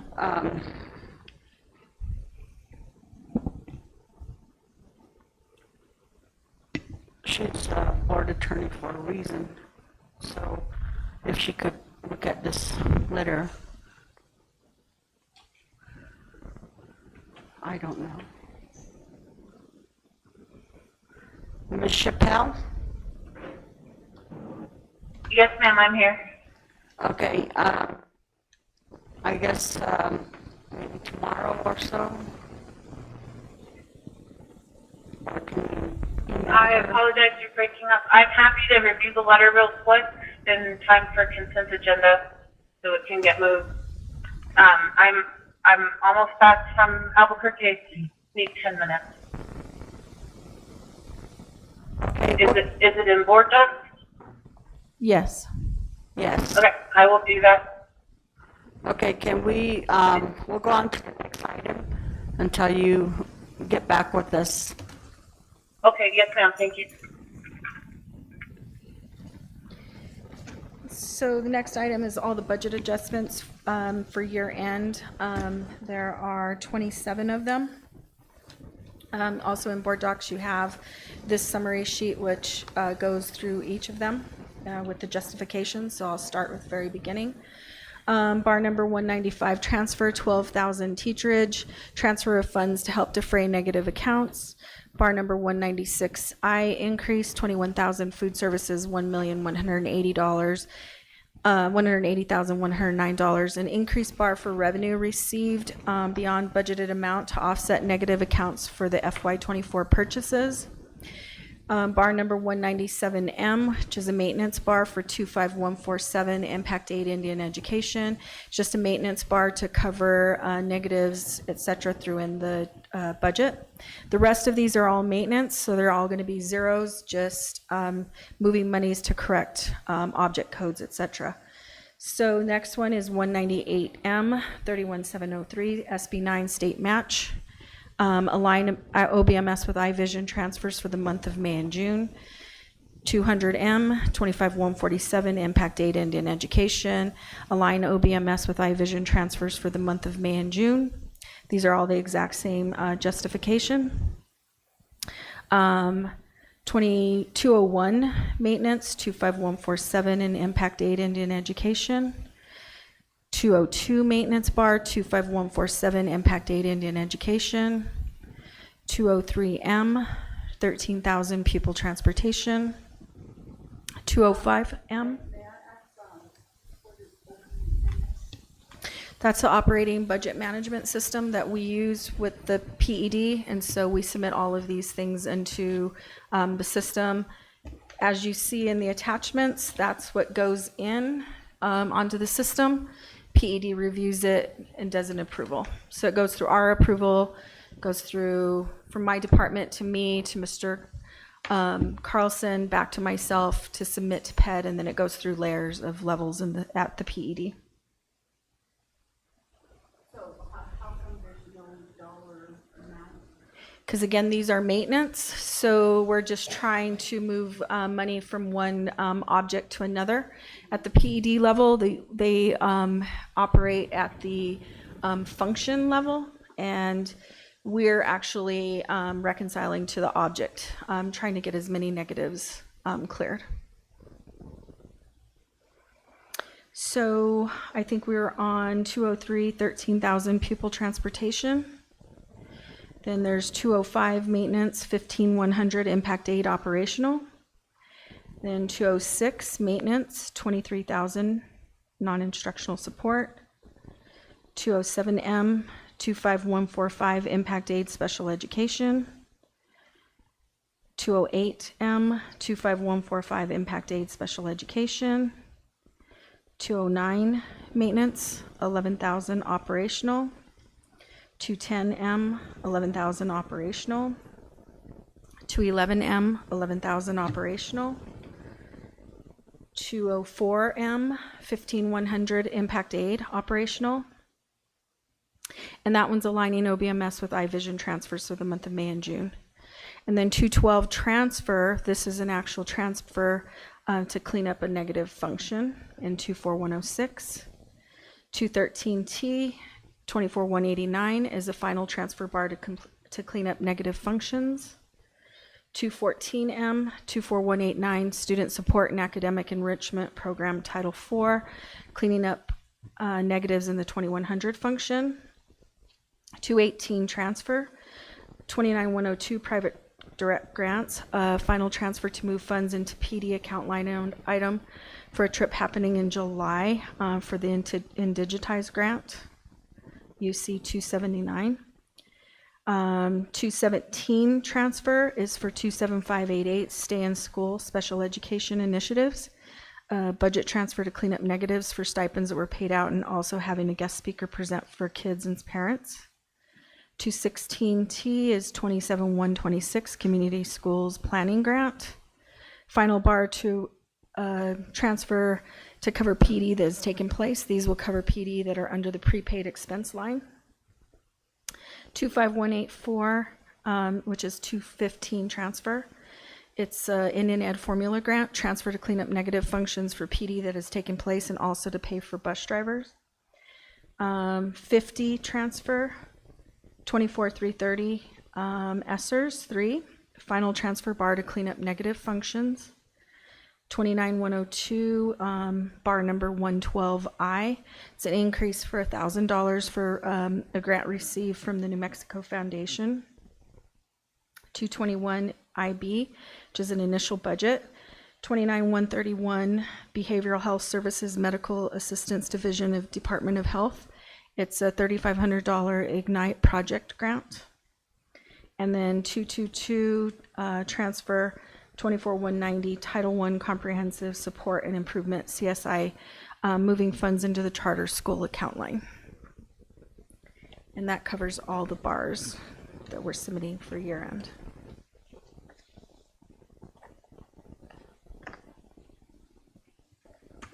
So the letter that we're requesting be approved is so that these can all be processed as we get them and submit them right away to PED. Then we come back at the next board meeting and bring everything that we've done. And that's the intent of that.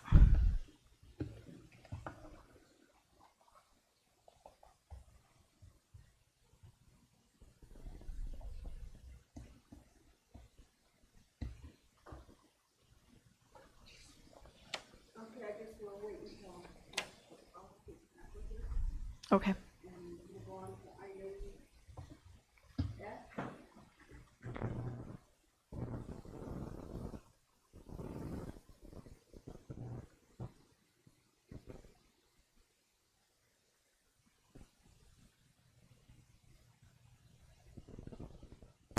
F, summer school programs by Peter Deswood.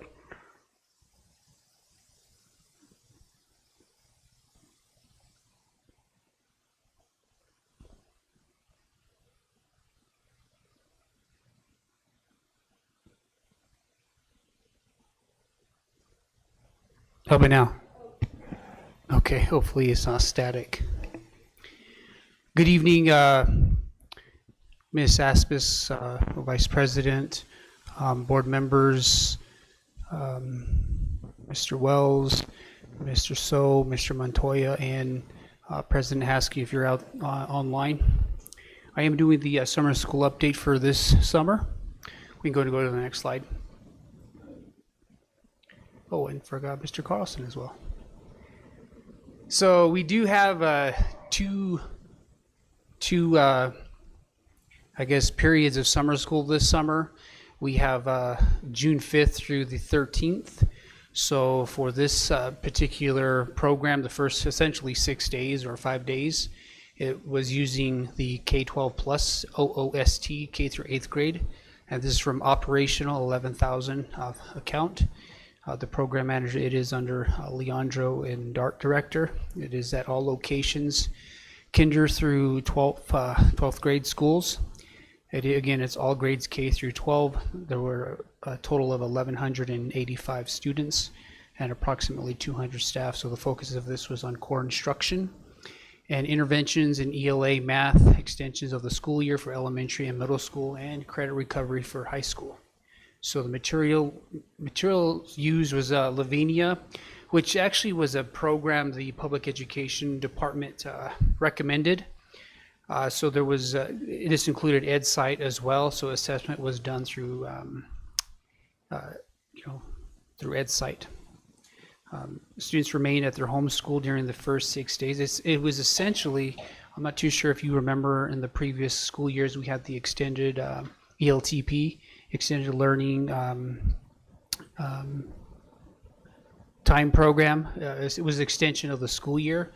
So our staff tried to get a waiver from the public education department, so we did not have to do this. However, that was denied, which is why at the very last minute there were changes made, which from what I understand, we end up sending back, was it $1 million or so back in SEG if we didn't go through and use the program that the public education department said we needed to utilize. So we had a plan in place for January, February, March, April, May, and then literally 2 weeks, 10 days before summer school was about to start, we were running around, scrambling around, trying to figure out what was going on with the program.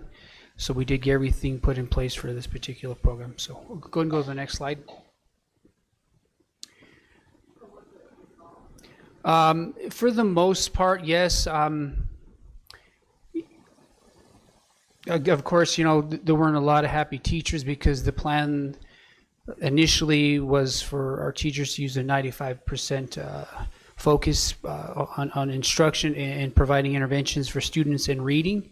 However, that did change. I mean, it was a whole, I believe, the day that teachers were supposed to be using their planning day, we were literally putting teachers into the program, Lavinia, so that they could do a 4-hour professional development on how to use the program.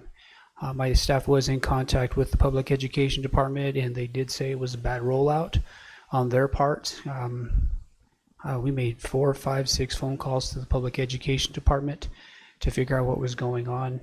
But credit to the teachers and the flexibility of teachers that they put the plan in place to teach summer school. So these are the numbers for the first 6 days by location.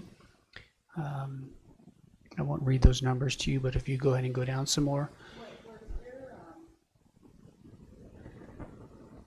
On the summer school, like OHO, was there a cap on the amount of students? Well, so the PED was saying they wanted a 4-to-1 ratio, but 4-to-1, I mean, if you look at 4-to-1 with 1,000 kids, you'd need a lot of staff. In fact, we had some schools where they had 30 kids, and to have teachers come back, and then because what was going to happen was elementary was going to be at regional sites, Newcomb, Mesa, and Judy Nelson. So we ended up having to go back working with principals to bring teachers to each of the locations so that we could get the funding for the SCG, actually, so that we could keep the funding for the SCG. So I just told them as best you can, it's 4-1. If it's 8-1, 10-1, 13-1, you know, we tried to do our best considering the time constraints and the last minute change for the requirement to use the Lavinia program. So, I mean, there was no cap essentially, but I guess students weren't denied, right? We would get calls from community members asking their kid, and you know, I sent text messages and emails to principals, actually our summer school leads as well, asking them to go ahead and work with the families and community to get them into summer school. Good, because I heard of some there at OHO, and I was surprised that there was a cap, and I just recommended that they get back with you know, the school itself and see if they can get in. I let them know. I think I heard correctly that leadership's changed there, and so you know, I just recommended that they go back and find out. But yeah, if, you know, I think those the ones that pursue it like that and want to be included, should be allowed. Yeah, and they did. I think there was. I know the family you're talking about, and I remember emailing the summer school lead and saying, you know, go ahead and work, because what happened was our original Google form for families to register for summer school, with changes in our department as well. We didn't have access to some of the documents, so we were really trying to figure out what students had registered, but we eventually ended up finding the name, and then of course, like I said, I did reach out to the summer school lead to go ahead and accept the family. Go to the next slide. So again, the extended school year was, for continuity, we just said 6 days, but I believe it was just 5 days. And again, it's just an extension of the regular school year. Academic programs implemented to include Lavinia materials. I mean, we're still receiving Lavinia materials at central office, which was supposed to have been sent out, gosh, probably 2 months ago, a month ago, but apparently there was an issue with the public education department approving the correct intervention program. So it was approved late, and of course, funding, I think there was a funding issue as well. So then finally, you know, we got that material. Again, the assessment is a ed site, and that was for pre and post tests. Go to the next slide.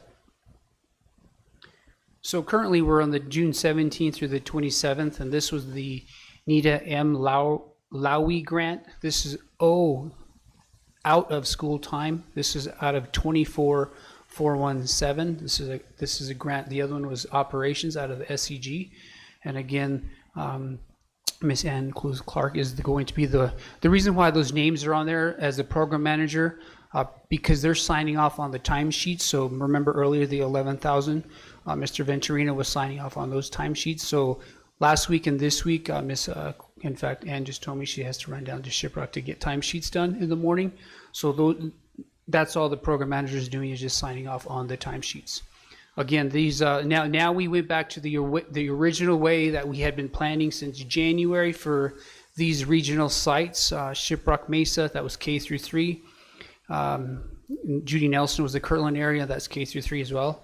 And then there was really no change in Newcomb and Nosh Chitty because both of those locations already run their own summer schools. And then middle grades 4 through 8, high school, and Bon Wilson grades 9 through 12. Again, about 1,100 students, 200 staff still. Again, this is enrichment and intervention and ELA reading for elementary, middle school, and of course, high school is still focused on credit recovery. Go to the next slide.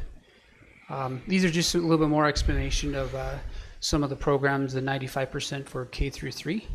Go ahead, yeah.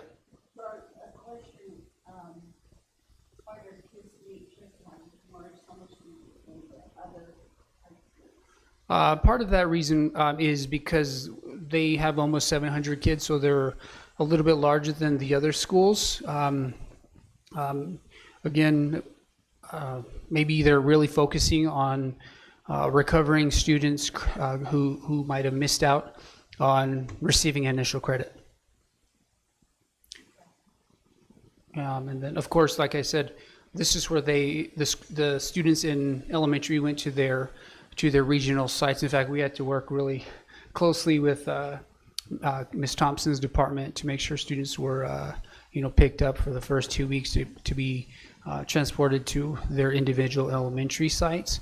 And then now we're back to the regional sites, and part of that was because of Ms. Thompson and her department are starting renovations and updating any of the facility requests. Okay, go ahead and go to the next slide.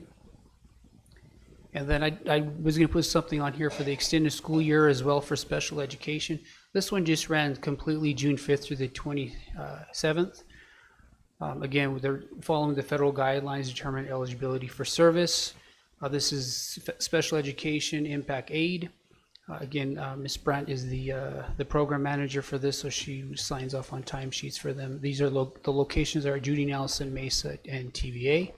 And this is K through 12. So the number of students is 7, and the staff is 6. So their staffing needs is a little bit different than the regular general education.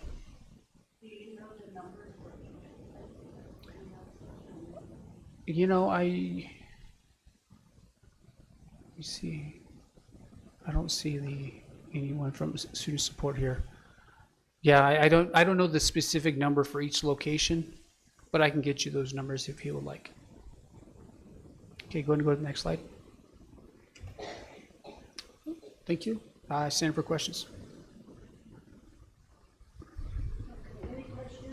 Superintendent? So I pulled up that Lavinia's website, the one that obviously it's been established that the PED is the one that had the train wreck. And that directly impacts the quality of education that these students are going to get, especially if they want us to follow that intervention. And according to their website, they prescribe 16 hours of professional development for educators prior to them doing that 5-week teaching. And it's on a 5-week educational plan that they utilize. But then even before that, they have some online training that they have the teachers that are going to be using the program to do, which again, obviously, had that occurred, any of that amount of training or anything online that was for the prospective educators that were going to do this intervention? Was that done?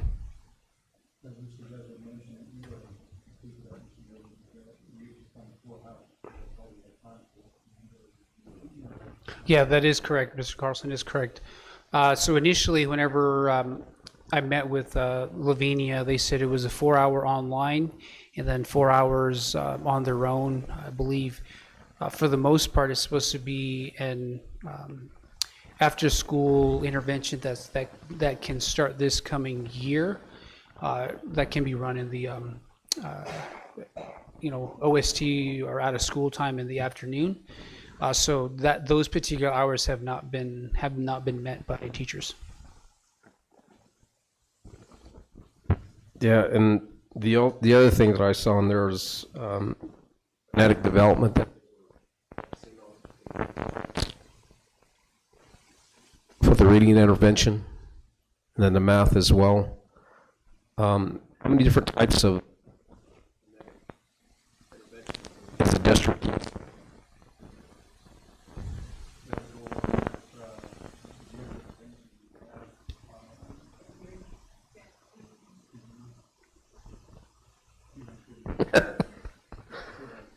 So our initial was to use a 95%. We've been using iStation for the last year, actually last 2 years, working on blending words, and I'd probably have to turn to Jerry because Jerry really understands the reading acquisition. Jerry, did you want to answer some of the questions? I only know of 95% Ice Station and of course Lavinia right now.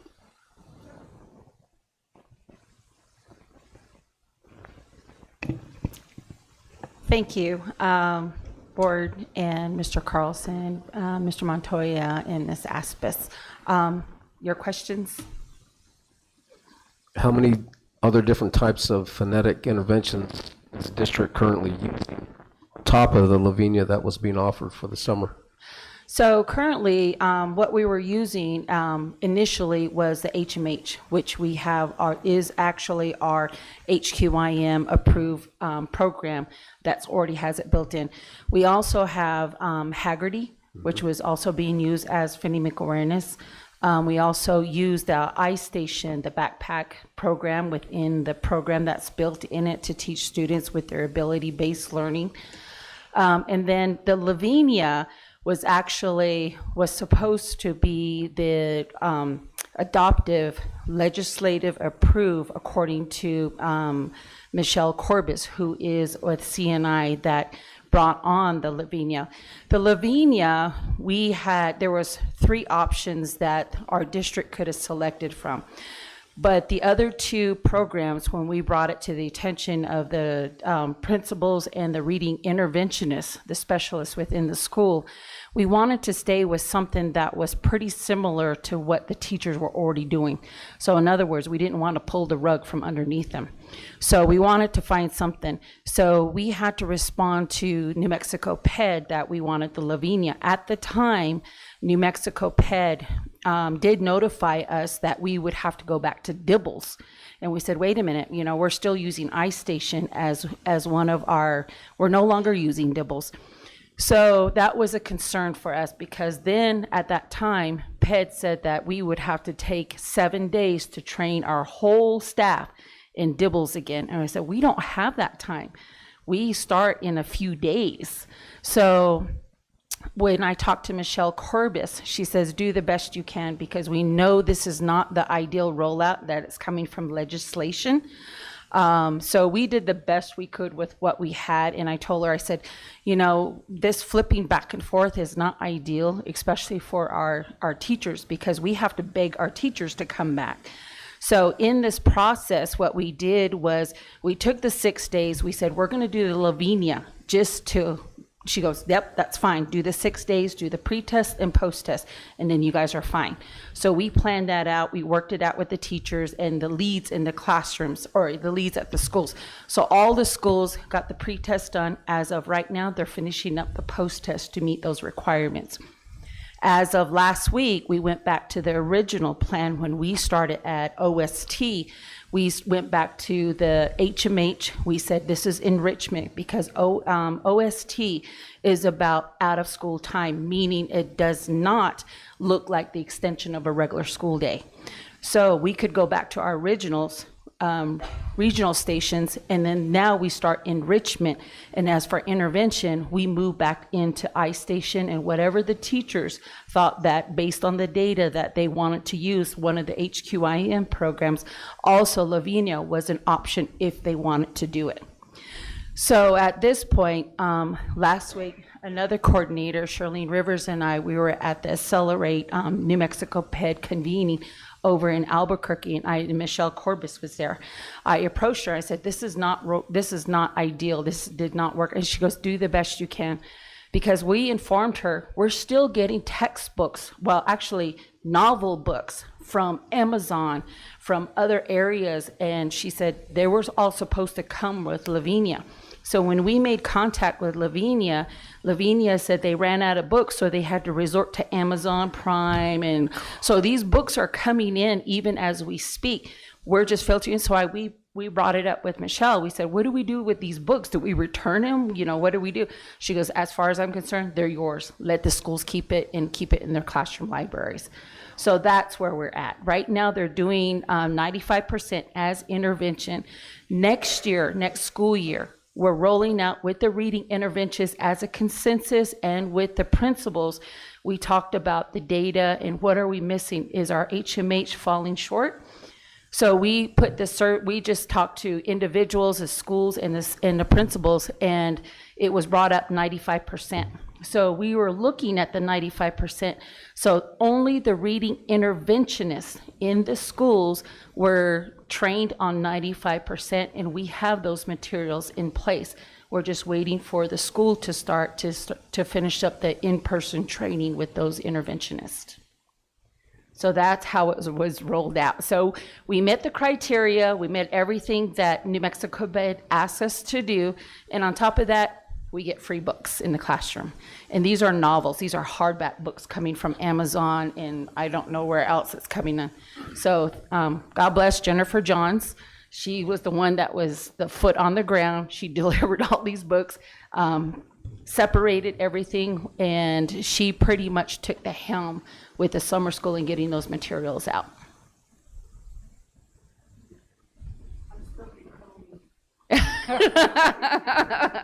Well, we'll try 95% on you.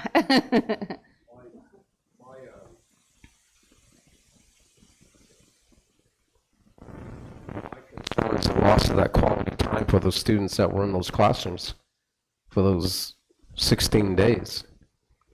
With these programs being, and again, we talk about it, local control. Some of you may have heard,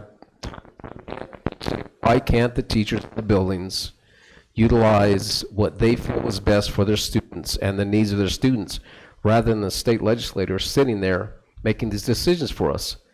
Because now we have a cluster you-know-what, and the books are showing up after the fact, putting the cart in front of the horse. So how does that help these kids? And then, if I may, it kind of reminds me of New York Engage, which I like to call New York Disengage, where they had that massive training, professional development of a whole 6 hours, and expected all the elementary teachers to be math whizzes at teaching New York Engage. And again, somebody explained it to me. They said, well, it's kind of like going to Cortez.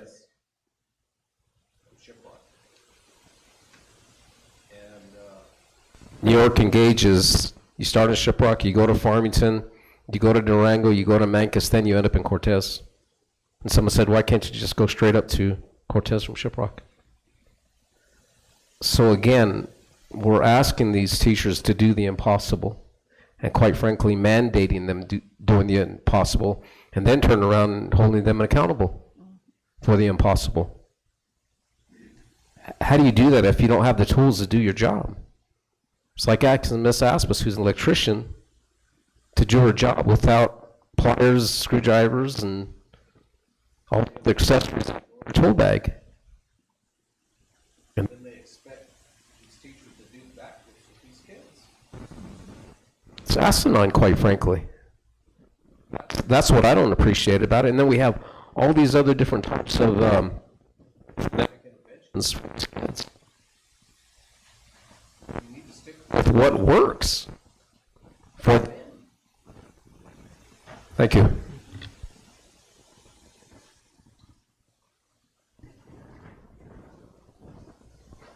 Yeah, I'm not surprised.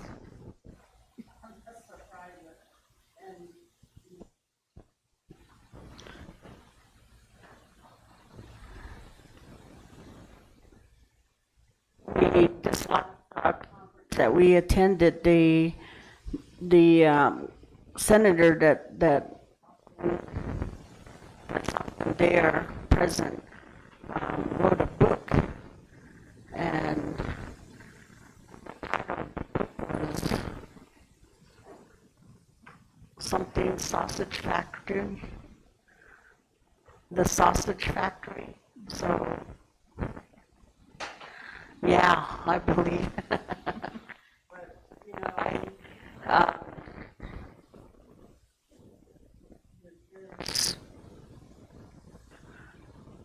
I guess, you know, I think it's over time that we start to understand these things, you know, and our community and our parents, you know, they don't really, you know, understand what's all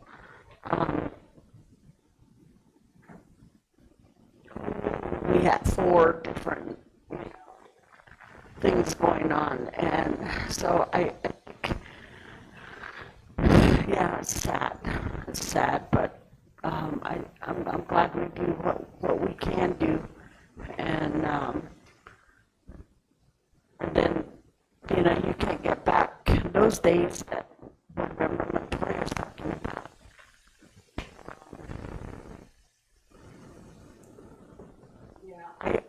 I've asked before if they could just stay out of it. That didn't work. So I don't know, sometimes I get so frustrated, and I sit on the board of directors, and I saw more passion for the executive director raise than his raise given, and I have issues regarding education, and that's sad, because the whole point of it and why we're there is should be on the students, and you see that political partnership going on too, and it's I don't know. It's frustrating. It's very frustrating. But thank you. Any other questions, board members? Remarks?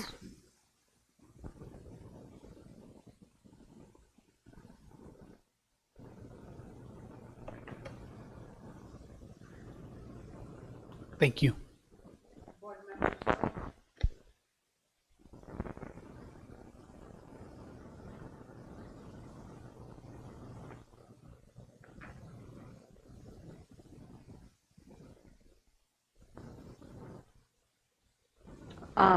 So is, yeah. Board member.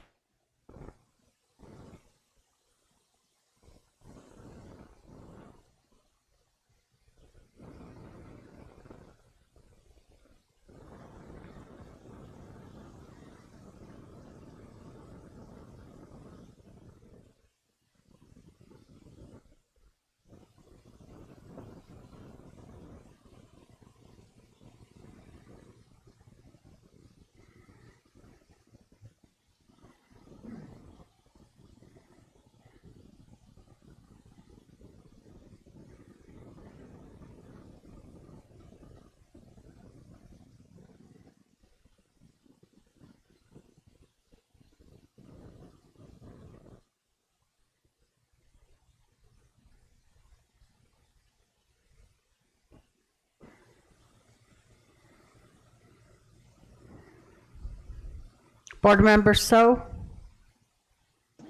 Yeah, I'm good. Thank you. Scared us. Any comments, remarks? Yeah, I don't have any questions or comments at the time. I just want to thank the presenters for the report, and just definitely keep us informed about the stuff going on. Thank you.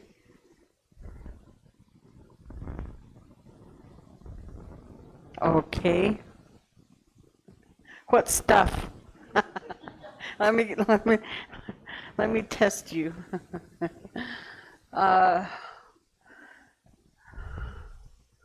Okay, we're on item G. Update on Safety Summit and Naval School Safety Task Force by Dr. Luisa Lopez Martinez, Dr. Alfreda Harvey, and Jermaine Chappelle.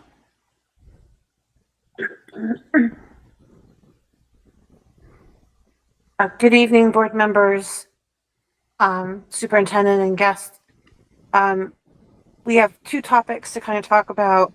One is the upcoming summit that superintendent mentioned in his report, and then the overall work on the Navajo Nation Joint Safety Task Force. Board President, Board Vice President, which would you like to hear first?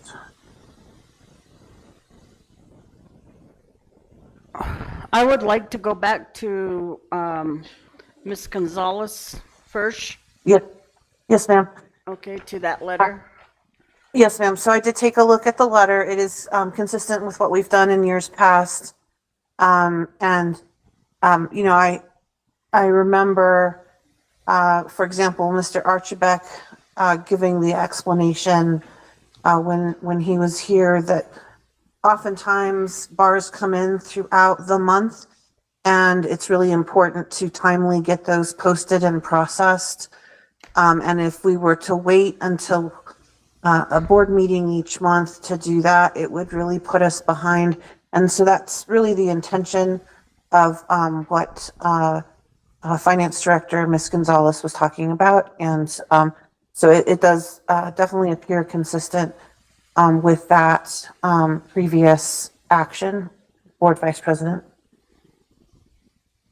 Okay, I just didn't want to accept something that's just, you know, over time, just, you know, basically copied and pasted, and needs to update and review and make sure that things are still legal.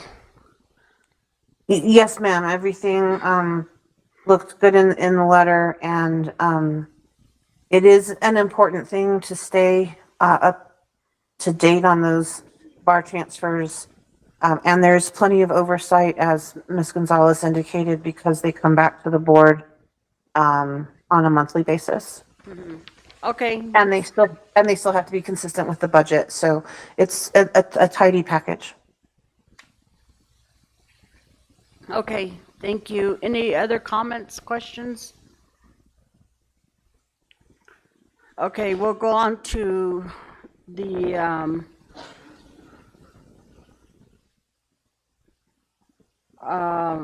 I guess we'll let Dr. Harvey start. Or are you guys all on the same presentation? I think we just, so I guess the way I would describe it, Board Vice President, is that this DEA summit is something that Dr. Harvey put together. It's a really great opportunity for the district. It is kind of an outgrowth on the mental health and wellness and holistic side. So I definitely would like to start and recommend starting with Dr. Harvey, and then I'll talk about what's happening on the other pieces. Okay, Dr. Harvey.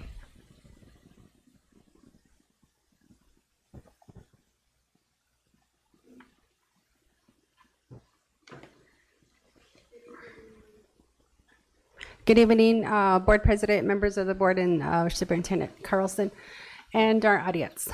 So we have a 2-day family summit that is being sponsored by the Drug Enforcement Agency, Capacity Builders, our district, and a number of other sponsors that are listed in the back of the booklet I presented to the board.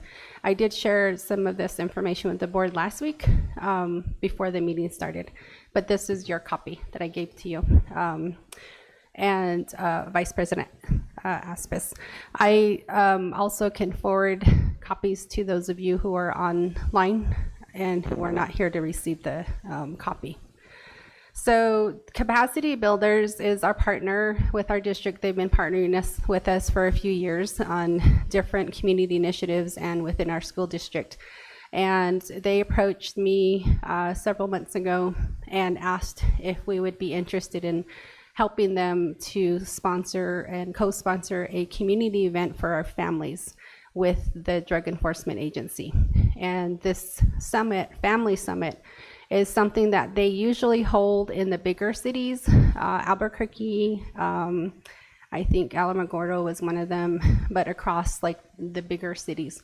So this year they wanted to connect with a school district, and specifically on the Navajo Nation, so that we can get the Navajo Nation involved with this as far as families are concerned. And so I had presented this to our leadership through my direct supervisor and then so forth. I got the approval to move forward to organize and coordinate with them. It became a 2-day summit, family summit geared towards prevention, intervention, awareness of the drug and substance abuse that is growing and getting bigger in New Mexico. And there is a number of individuals who are going to be here from the DEA, from different organizations and partners that we have within San Juan County, Navajo Nation, State of New Mexico, who are going to be on panels. We're going to be discussing different topics and bringing in information and intervention programs for our families to connect with while this 2-day summit is happening. And so they asked that we come in as a partner specifically because we're one of the biggest school districts in this area. And they wanted to also connect with our Navajo Nation families, and they've never had any summit that has been directly linked with a Native American tribe yet. And so we're the first ones that are working with them. So that's our summit that we are going to have for the next 2 days. Starts tomorrow at Shiprock, the Phil Thomas Performing Arts Center. And so there's a 2-day very tight schedule. We are part of the agenda on Wednesday morning. So Mr. Carlson, myself, and we've been talking with Devin Verhulst for the safety portion of the summit. They are bringing a number of people, I guess you could say VIPs, from the DEA administration or the Drug Enforcement Administration people. And they invited some people that are going to be on hand, and they'll be sharing a lot of the latest updates with the state of New Mexico, for the state of New Mexico, the issues and concerns they have with drug-related incidences, statistics, things that we need to be aware of as a school district and a community. But also they'll be having one-on-one with families who have been affected by these issues and these concerns. And then also have people and individuals on hand that can provide support towards our families and our community. And then this is just something that we are going to be working in partnership with, but also continuing that partnership in the future. So we'll be able to connect with them on a continuous basis. So that's a little bit about the summit. You all are very welcome to come over and join us. It's free registration. And then there's a lot of good information that's going to be shared out by different organizations that are affiliated with the topics that I had mentioned. And if you have any questions, I can take those.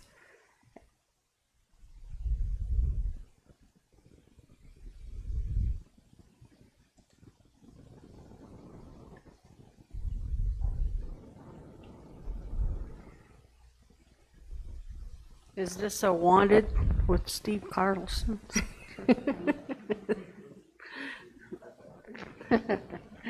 Wow, it really looks like, looks very interesting, and you know, while I attended minute deal, but I attended a meeting on missing and murdered. Used to be Indigenous women, but now it's missing and murdered Indigenous relatives. So that was over at Starbucks in Farmington a couple weeks ago, and you know, some of the stories that was shared there, and then also some of the I've sat in on our safety summits and shared with them what I learned from our safety summit, and then also hearing what obstacles they have And then now with this DEA, I believe that, you know, these things are happening, and I think sadly they're connected, and I mean, we just had some people going around in vans picking up people who are walking or who are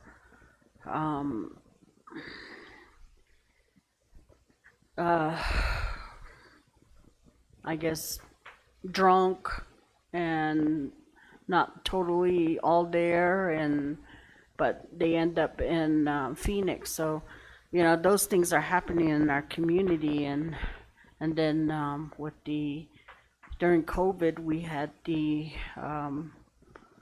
what do you call it, the farms, the marijuana farms. So yeah, I think it's good to have this information, and I'm glad they're here too, and I hope it's a good turnout. I hope you guys advertised it well. I'm gonna share it, and hopefully I get a chance to attend too. So, any other questions, comments, board members?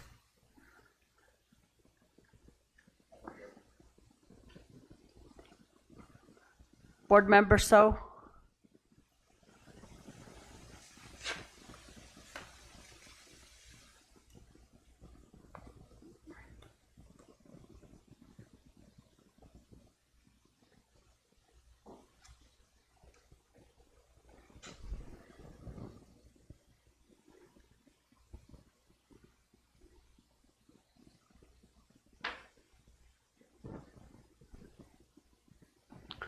Board member So? President Haskell?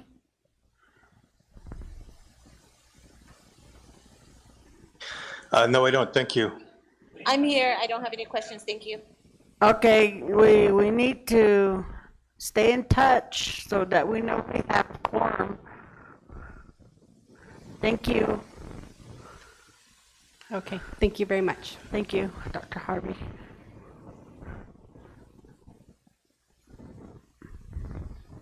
Ms. Chappelle?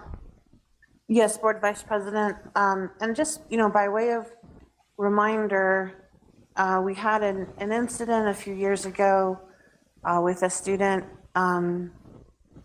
that threatened to shoot schools in our district and schools in Farmington. Unfortunately, Navajo PD was able to determine that the threat was credible, and that really kind of touched off this this concerted regional discussion about these issues. And so the Navajo Nation, through Jody, through the legislative branch, and through President's office, kind of started this Navajo Nation Public School Safety Task Force. Internally, that has taken a few turns in terms of it broadening from a Navajo Nation task force on school safety, but also in all public buildings and places.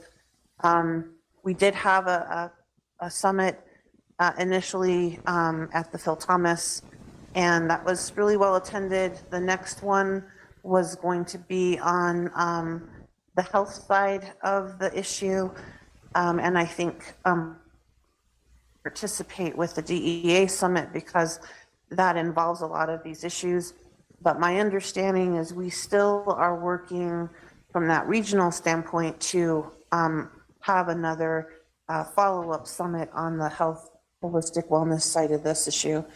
And then as part of that, we've also been tracking and following the 911 project. And so just as a quick overview on that, within 2 years, by December 2026, the entire Navajo Nation will be rural addressed with GIS capability, and that will be tied into Next Gen 911. so that the delays, there will no longer be delays on, in terms of getting rerouted to different towers. With this new system, the calls will be routed directly based on the person's location.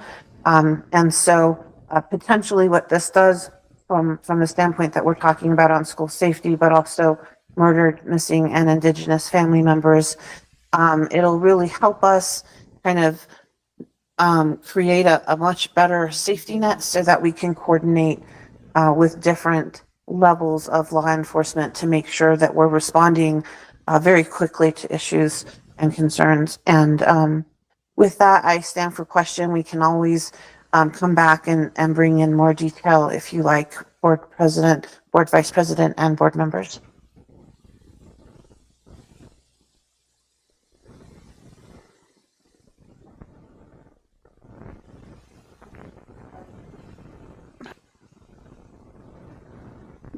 Does Dr. Lopez have anything to add?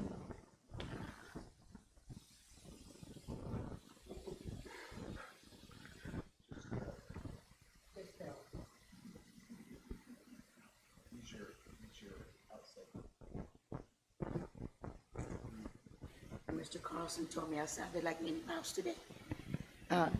No, in a good way, in a good way. Thank you for the question. No, I'm just really excited that we have this opportunity to work alongside with capacity builders and also with Mr. Devin and you know, the Navajo Nation themselves. So I think this is a really good team, and I look forward to build that. So thank you for the question, and we'll be reporting out some more progress that we have on all our opportunities and grant fundings. And I'm sorry if I sound like Minnie Mouse. Thank you.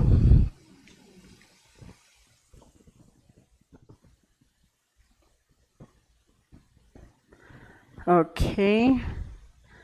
We'll go on to item H. Any other questions, comments, board members? Board member So? I don't have any questions. Thank you. Okay. So we'll continue on to item H, second reading, New Mexico School Board Association Policy Services Advisory, number 238, 239, 240, 241, 242, 243, 244, 245, by Jermaine Chappelle. Good evening. On this issue, Board Vice President, I do agree that these particular changes to board policy are very straightforward. I'm happy to go through them again, but I don't think that it is needed given how straightforward they are. And the fact that they're necessitated by changes in state law. Yes, I believe we I agree. already had a reading, so, okay. Any other comments, questions? Board member So? No, just thank you, and I agree. Everything's in the packet. It's already been gone through already. President Haskell? I don't have any questions. Thank you, Dr. Lopez, for everything you do. Okay, so we'll go on to item I, second reading, policy on cultural regalia by Jermaine Chappelle.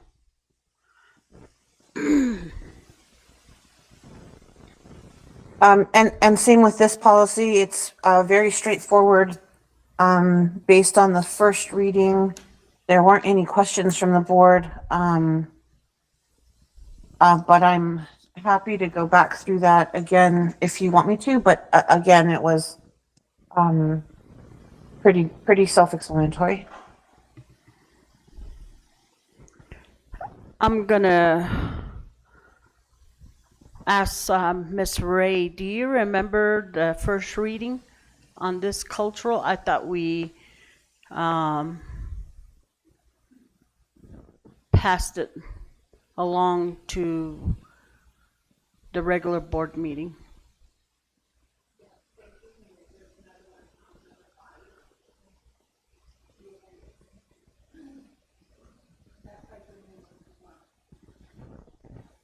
Okay. Okay, thank you. Did you get that, Ms. Chappelle? No, I could not hear Miss Ray. My apologies. So I guess the one that we passed that we didn't hear was, it's on item 5, next one on the agenda? Yeah. Yeah. Okay, And that one's proving to be a little bit harder. It will be, as far as my research shows, it will be the first one of its kind. So actually what I'd like to do, Board Vice President, and I did pass this by Board President, I would like to spend a little bit more time on it before I bring it to you all. And so I'd like to have it reviewed by ICO before bringing it to the board, if that's possible. whatever we can do to make it, just to get it going. Yes, I've got a draft. It's just that it will probably be one of the first of its kind in the country. Mhm. I just want to be careful with it. Yes. Okay. And this is discussion and possible board action. Go ahead.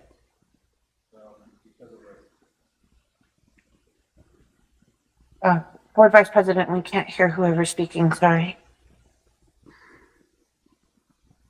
Can't hear you. No.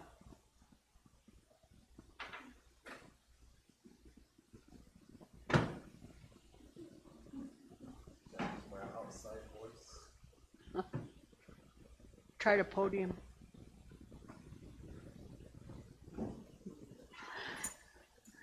I don't know that. I was just going to state that since there's no action and further conversation, that we just move on the agenda. Yeah. Okay.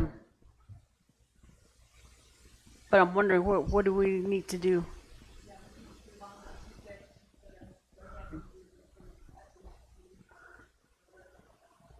Okay, That was my consideration. okay.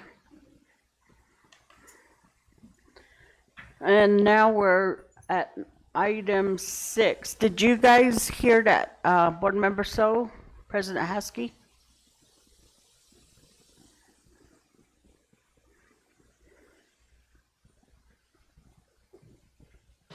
Yes, I did. Thank you. Okay, we are on item 6, review consent items, see below, and items pulled from consent agenda for discussion and/or approval. A, possible item removed from consent agenda. Madam President, members of the board, I make a motion to approve all the items that are listed on the consent agenda for approval. Thank you. I second. Hold on.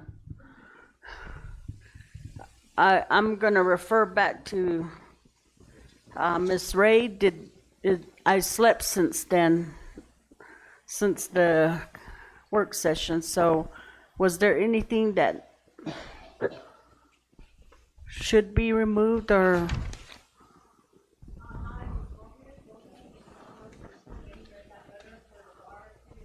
Uh-huh.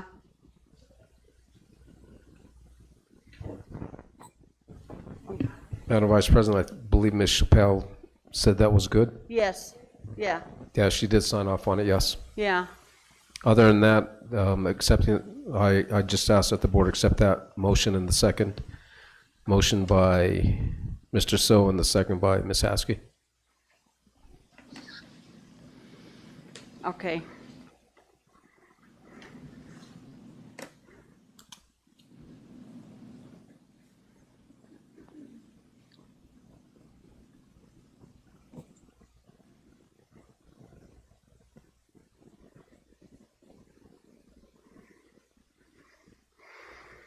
Okay. We'll go ahead and take a vote. And President Haskell, Yes. Board Member So, I vote yes. Board Member Montoya, Yes. and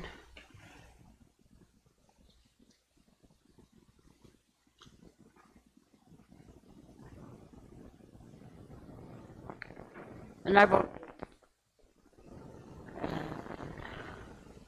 We're going on to item 8, executive session. Convene an executive session discussion on personnel matters regarding goals and expectations of the superintendent as permitted under NMSA 1978, Section 10, 15(1)(h)(2) of the New Mexico Open Meetings Act. Discussion on pending and/or threatened litigation regarding PRC litigation and San Juan generating plant closure are permitted under NMSA 1978, Section 10, 15(1)(h)(7) of the New Mexico Open Meetings Act. Motion to convene an executive session.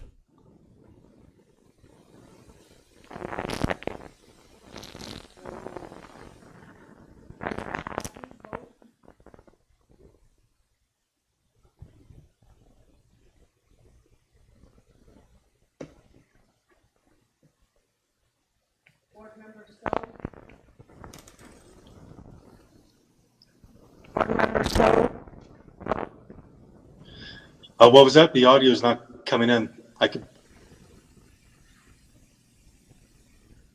It's coming in? Yeah, I think that's what he said.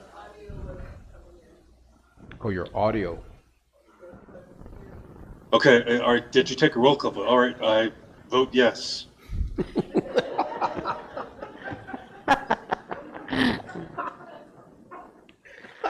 you know what you're voting on? I'm kidding. President Haskell, your vote.